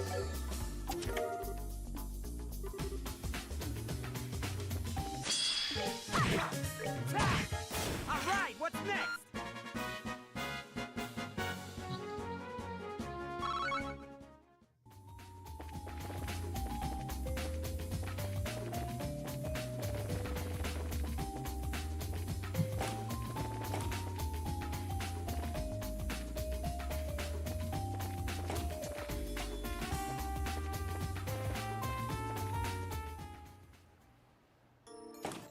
Side, but there's no.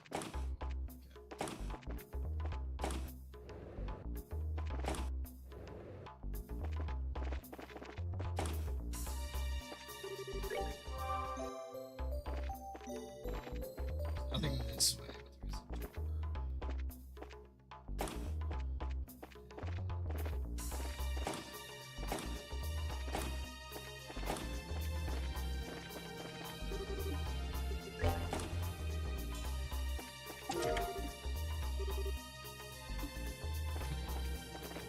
I thought there'd be something cooler in there.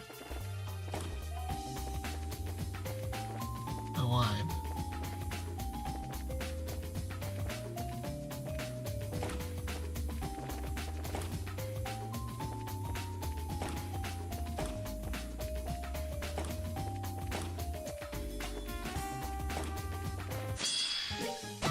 That's just okay.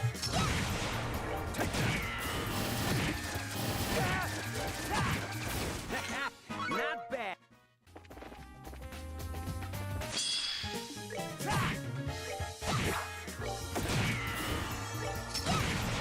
We did it!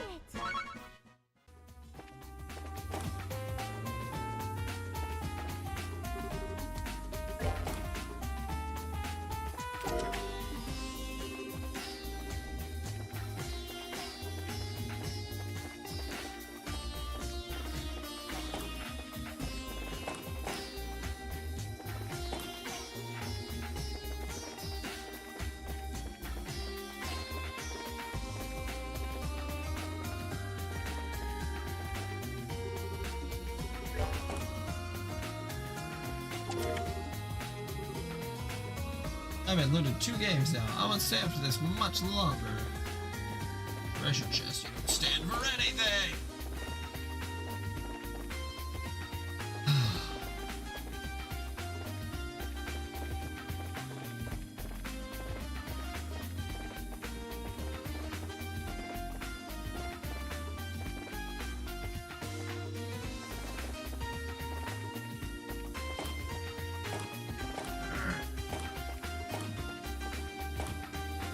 Oops.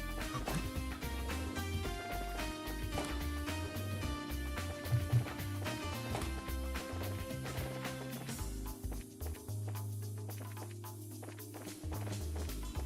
Yeah, okay.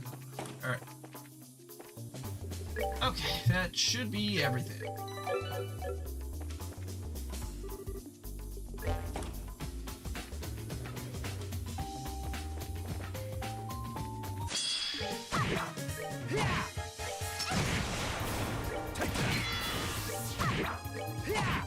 All right, what's next? Yeah, still get some good experience.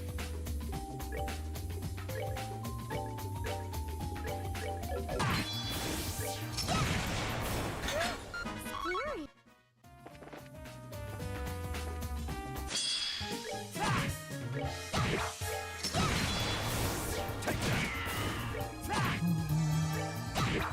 We're good to go.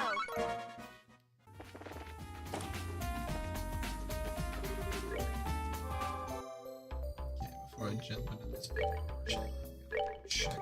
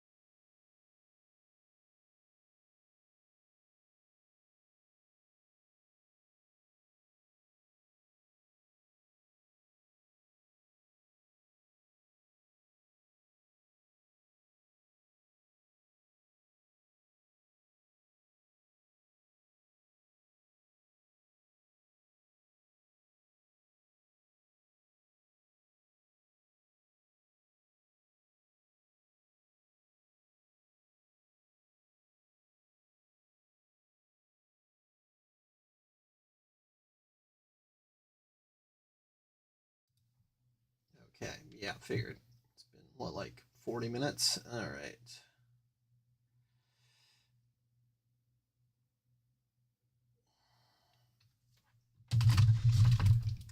Well, at least those long breaks, easy enough to skip when you're watching a VOD. Alright.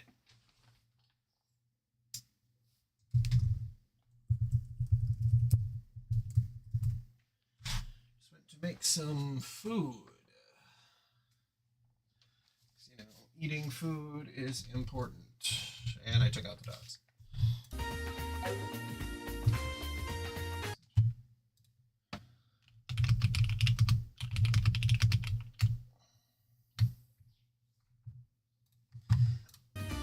Okay. This fight will be kind of annoying. Let's go. Joshua? Joshua, say something. Why are you so cold? Wake up, Joshua.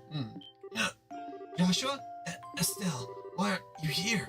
Oh, thank God Dio's here. Hang on, damn it, get away! Yeah! Joshua, what? No! A dull weapon, as I feared.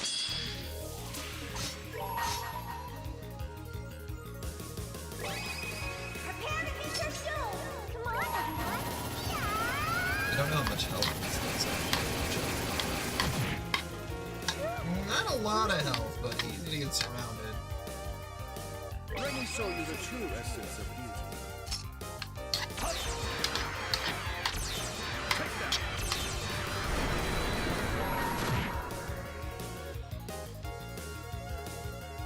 I hold in my hand the chalice of heaven. May its holiest of lights act as our shield.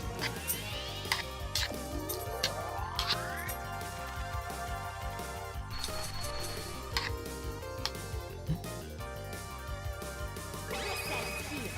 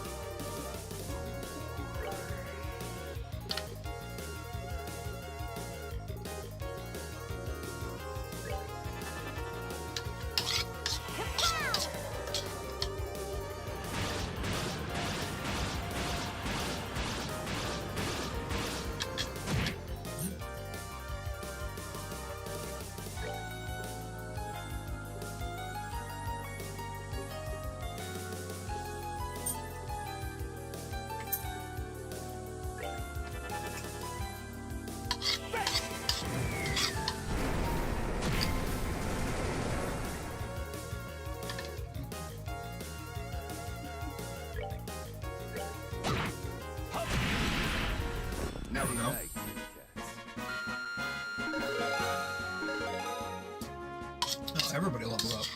Nice.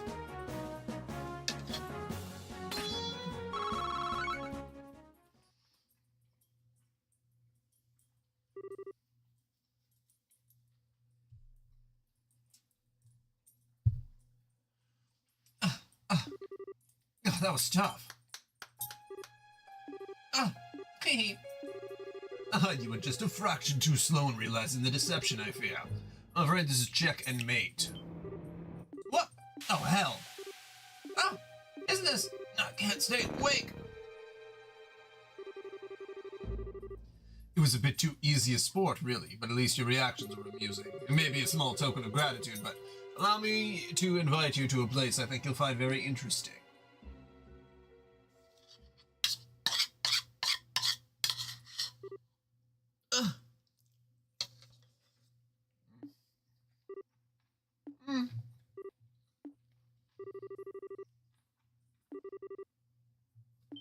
Obviously, I took a spell.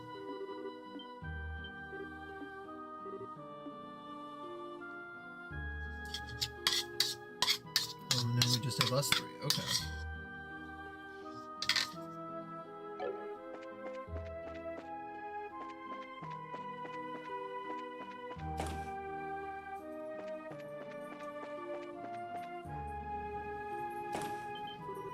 Oh, crap. Oh.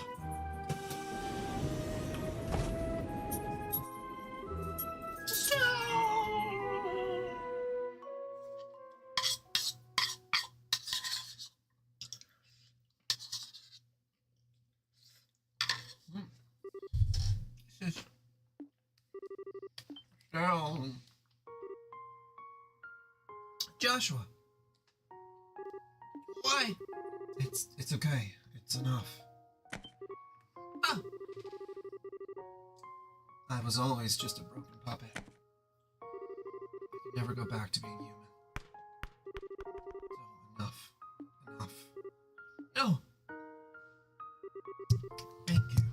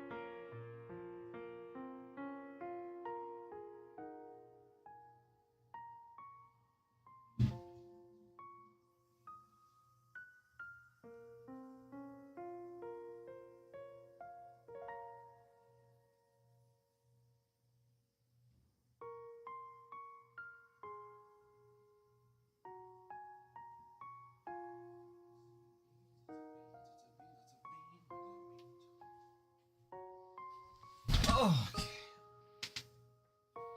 There we go. Thank you. Goodbye, Estelle. No! No! Ah! Wow, what a scream. Are you okay, Estelle? Renee, oh good, just a dream. Did you have a scary nightmare? Yeah, a total nightmare. Now that freaky dolls even show up in my dreams, I mean... Wait a second! Renee, what are you doing here? I was wondering when you were going to act all surprised.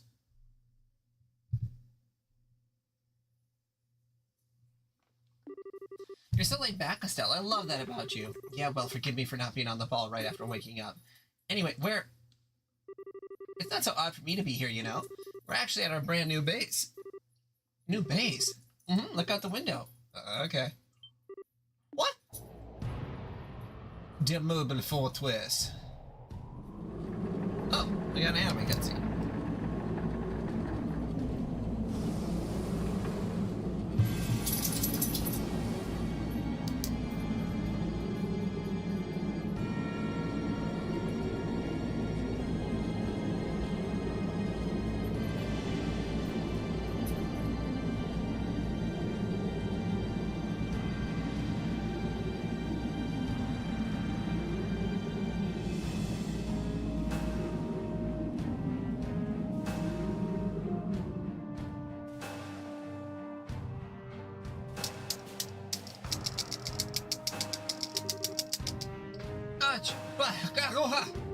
Welcome aboard the Crimson Ark, the Glorious. This ship could beat up an entire army. Don't you think this is the best toy ever? You people, what are you planning on doing to something like this? I guess it's finally awoken. Welcome aboard, Estelle. I trust your nap is restful. I'm sure you're quite out of sorts being brought aboard with no fanfare. Fear not, we haven't brought you here to cause you any harm. Far from it, in fact. You're free to relax here. Why don't we take the chance to have a nice chat about the society, our goals, and our common friends? I think I can answer many of your questions. Fine, not like I have much of a choice. Let's hear it. Excellent, only waiting. Renee, be a darling and show Estelle the way up here, would you? Sure, okay. Come on, Estelle, let's go to the sanctuary. Sanctuary? It's a really pretty room on the top of the deck of the ship. The professor's waiting for us there. Alright, show me the way. Oh, you don't need to be so serious. I think I really like what you have to say. Huh? What do you mean? I just have to find out. Anyway, follow me. Come on, come on.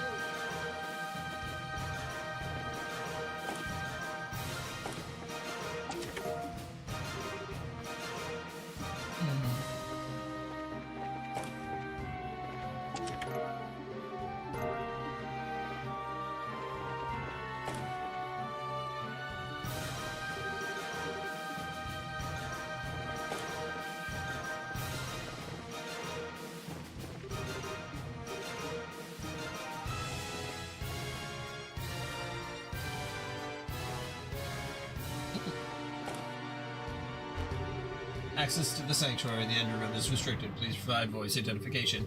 Enforcer number 15, Renee. Codename Angel of Slaughter. Destination Sanctuary. Access granted. Welcome, Enforcer Renee. And here we are. This is the sanctuary. The professor should be just inside. Hey, Renee. What is it? Are you the one controlling that Joshua puppet in the base? Uh-huh, that's right. Professor asked me to. Neat, huh? Oh, so you're a victim of the society, too. Huh? Never mind. Well, here I go. See you later.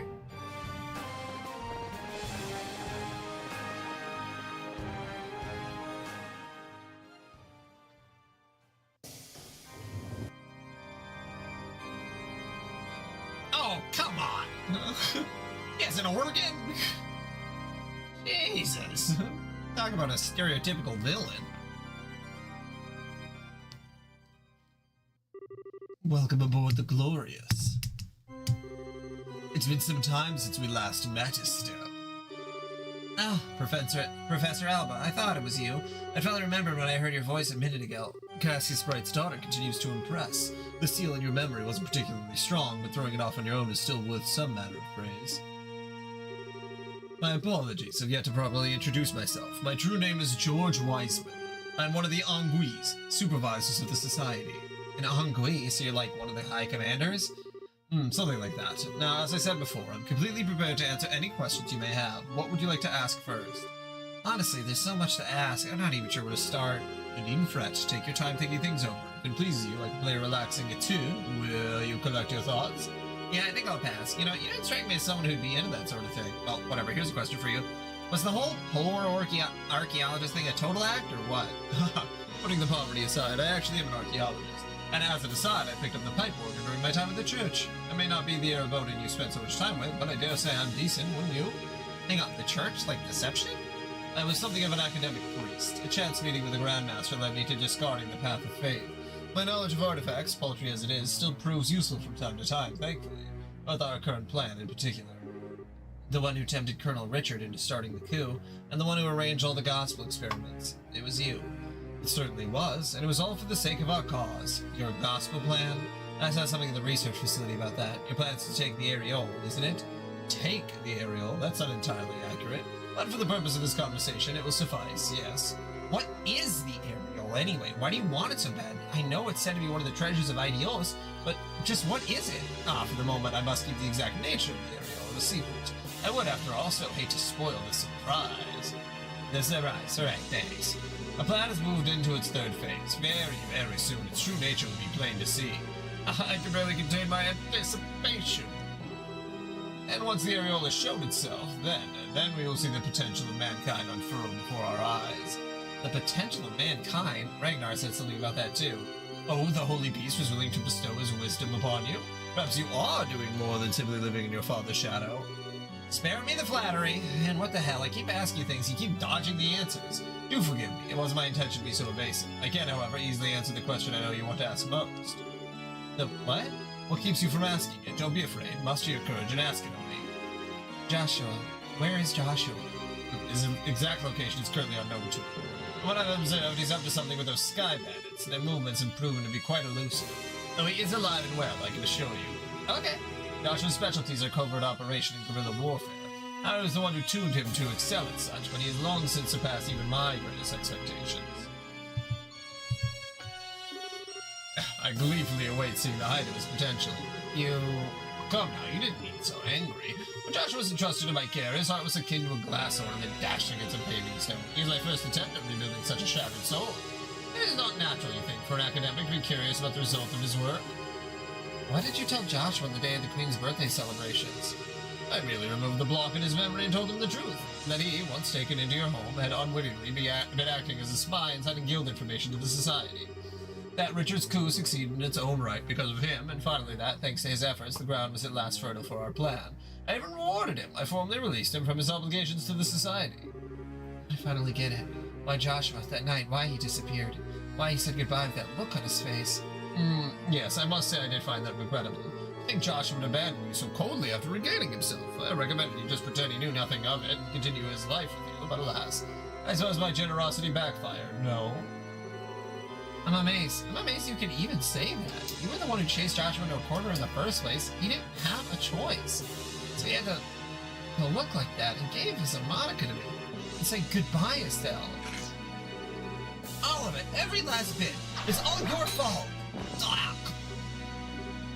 Hello? The hell did you come for? I was here from the start. You simply didn't bother to notice. What an undignified performance. You performed so well in completing my challenges, too. Did I not teach you to think before you act? Come on, give us some credit. It takes balls to pick a fight with him. Agreed. Regardless of her skills, her courage certainly is impressive. I wonder if she would call it courage or mere foolishness. Ah, crap. So you're the Divine Blade's daughter. This would be the first time we've met. I am Enforcer number 0, Campanella the Fool. Nice to meet you. Another one? Stop it, guys. You're scaring Estelle. Renee, too. You don't need to worry, Estelle. I know what I said last time, but we aren't here to hurt you or anything. Promise. Huh? Hey, Professor, why not ask Estelle right now? Well, now is as good a time as any. How about it, Estelle? Would you like to join Ouroboros? What? I'm sorry, I misheard that. Would you say that one more time? I asked if you'd like to join the Society of Ouroboros. You wouldn't become a full-fledged Enforcer right away, of course. You'd be more a candidate for the position. What? Are you insane? Come now. It's hardly the leap of logic you're thinking. Joshua's been rather stubborn about returning. With you here, he would undoubtedly come back to us. And to you. Oh, Estelle, you want to see Joshua again more than anything else, right? If you join us, that'll come true right away. What's there to even think about? Now, Renee, Estelle might need some time to weigh her options. We'll be departing the ship for a little while on business, Estelle. You may give us your answer when we return. And I do apologize for this, but your options must remain fairly limited during your stay. Feel free to request anything you need, but you'll be staying in your cabin.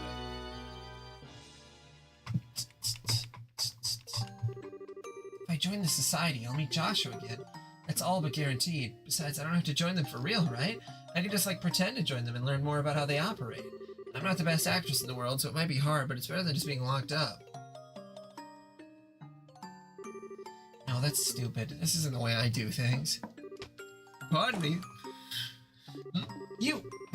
No need to be so on guard. I have no intention of harming you, though. If you try something like that little stunt of yours earlier, I may have no choice. We are well sorry.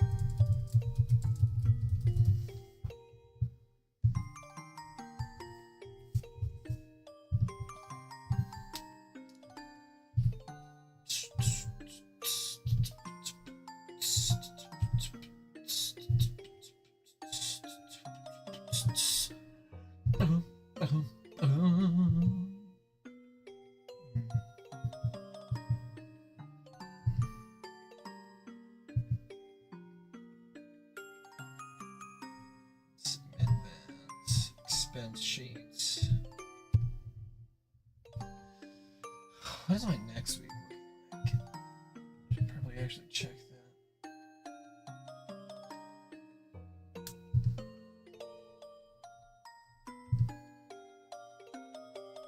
Oh yeah, Good Shepherd. Share code. Tag.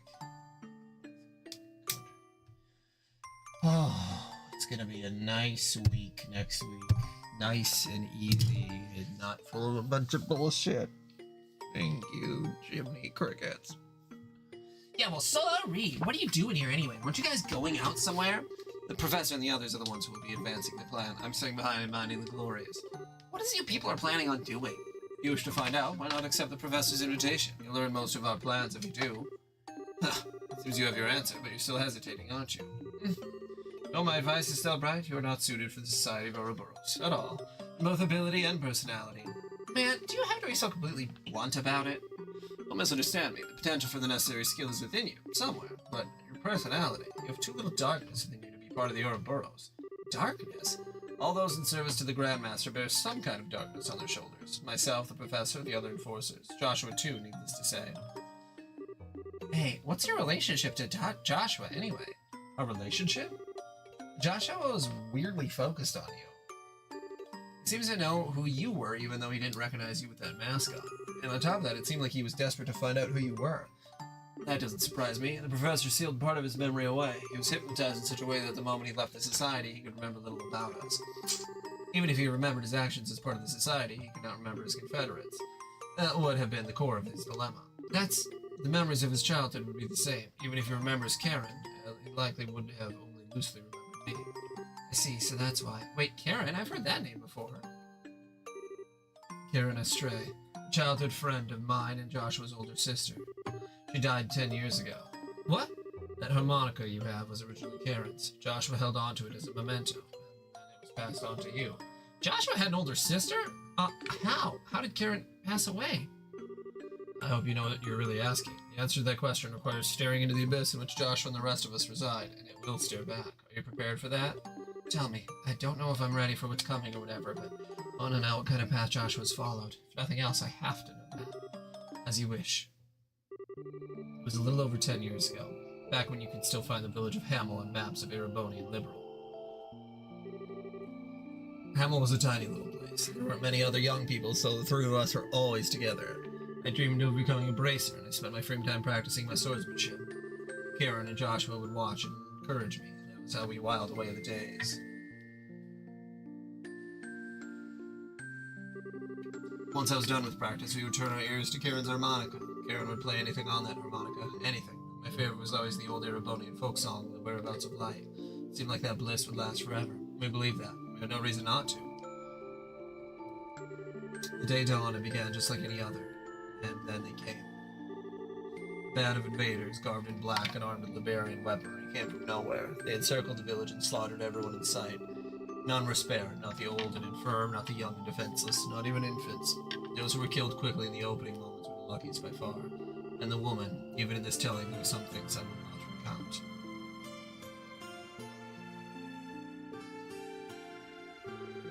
fled desperately from that hell. We were lucky to be in a position to escape when the attack began.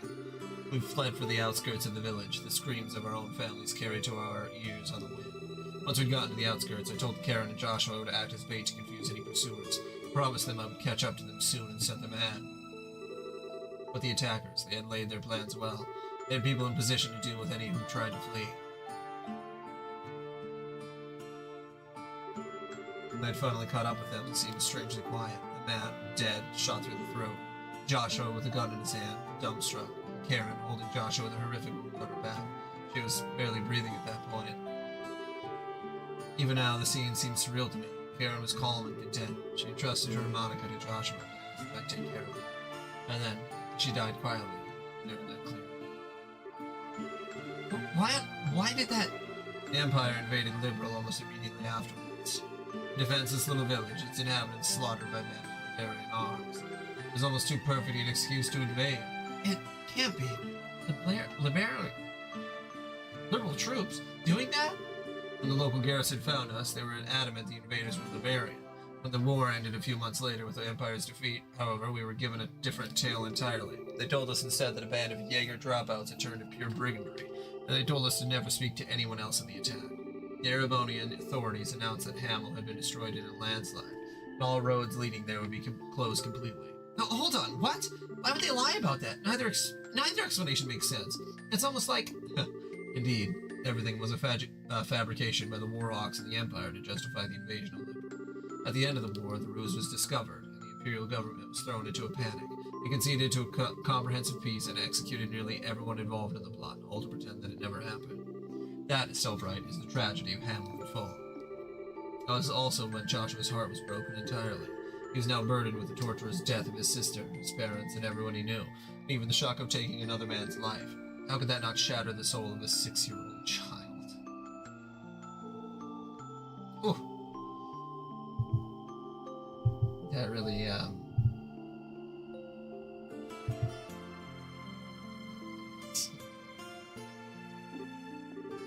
You likely heard the rest from Joshua. His spirit was so wholly broken that he lost all will to do anything but play that harmonica.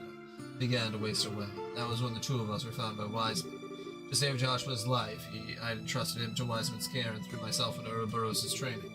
Then, 2 years later, Joshua, repaired as he was by Wiseman, followed the same path. This is darkness, Estelle. Do you understand what sort of gulf separates you from Joshua now? Do you understand what he stares into every day? I do, yeah. Now I think I really understand why Joshua left. Hey, next time you see him, tell Wiseman thanks, but no thanks. I'll never join Ouroboros. It's not because I like or dislike the society, but as long as I'm going to pull Joshua back over that gulf you mentioned, forget it. Although I do feel kind of bad about letting Renee down after she went through all this trouble to invite me. Hey, you think she'll forgive me if I say I'm sorry? You're one of a kind, Estelle Bright. You hear those horrors and doesn't lose your hesitation. You truly are more than just the daughter of the Divine Blade. Thanks for the compliment, I guess. And you say all that, but you care about Joshua too, right? You guys are friends, or maybe more like brothers. To be absolutely clear, that was 10 years ago. To me now, he is nothing more than a rogue element to be eliminated. What? The Professor seems to enjoy letting Joshua do as he pleases. I have a different plan in mind. Sooner or later, I will deal with Joshua personally. Wait a second, what the hell is this? Karen asked you to take care of him. Doesn't that mean anything to you? I have my own path I've chosen for myself. I've dedicated myself to my goal, and any who stand in the way shall die by my blade. Not even Karen's final request will stop me. How can you...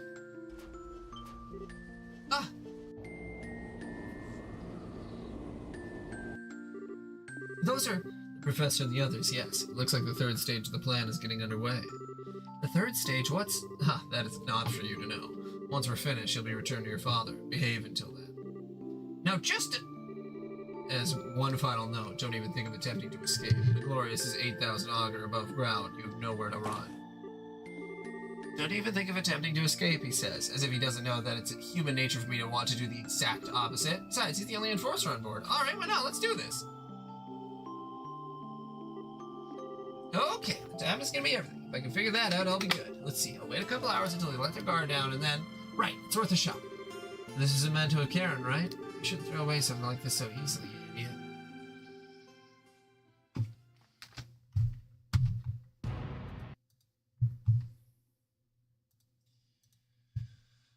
Okay. Hey, time to change shifts. How's the girl acting? Not quiet as a mouse. She might be embracing, but she's still just a kid. Probably curled up in bed, scared out of her mind. Just babysitting while everyone else is out. It sucks. It's so boring. I want to get out there into the action. But you're whining. Those are Leonard's orders, and hell if I'm going to follow his instructions to let her. Hell if I'm not going to follow his instructions. What's that sound? Hey, what are you doing? You don't think she escaped? Damn it! Stupid girl, does she not get where she is? Is she trying to kill herself or something? Oh, go ahead and take me right now. She probably fell. You've got to be kidding me. What are we going to tell Lionheart that that'll tell us to keep her heads? That damn right, nothing but a load of trouble. Damn brat, huh? Who are you? Nice try, old man. Never underestimate a bracer. First of all, don't you think that was a little rude, calling a sweet maiden like myself a damn brat? It wasn't me. I didn't call you that, I swear. Oh, you didn't? Well, you didn't correct your buddy then. Either way, it's an epithet for you. Bam! Okay. Reinforcements are probably going to get here real quick, so I should book it. There's got to be some way off this boat. And I won't give up. Not until I see Joshua. Not until I see that dummy again. You won't stop for anything local. Neither will I. Okay. I think that'll be it for me for now. Until probably later tonight. But how long was I playing? A little over 5 hours. Well, 4 hours probably realistically. But still, that's pretty good. Another 4 hours in. See you guys later.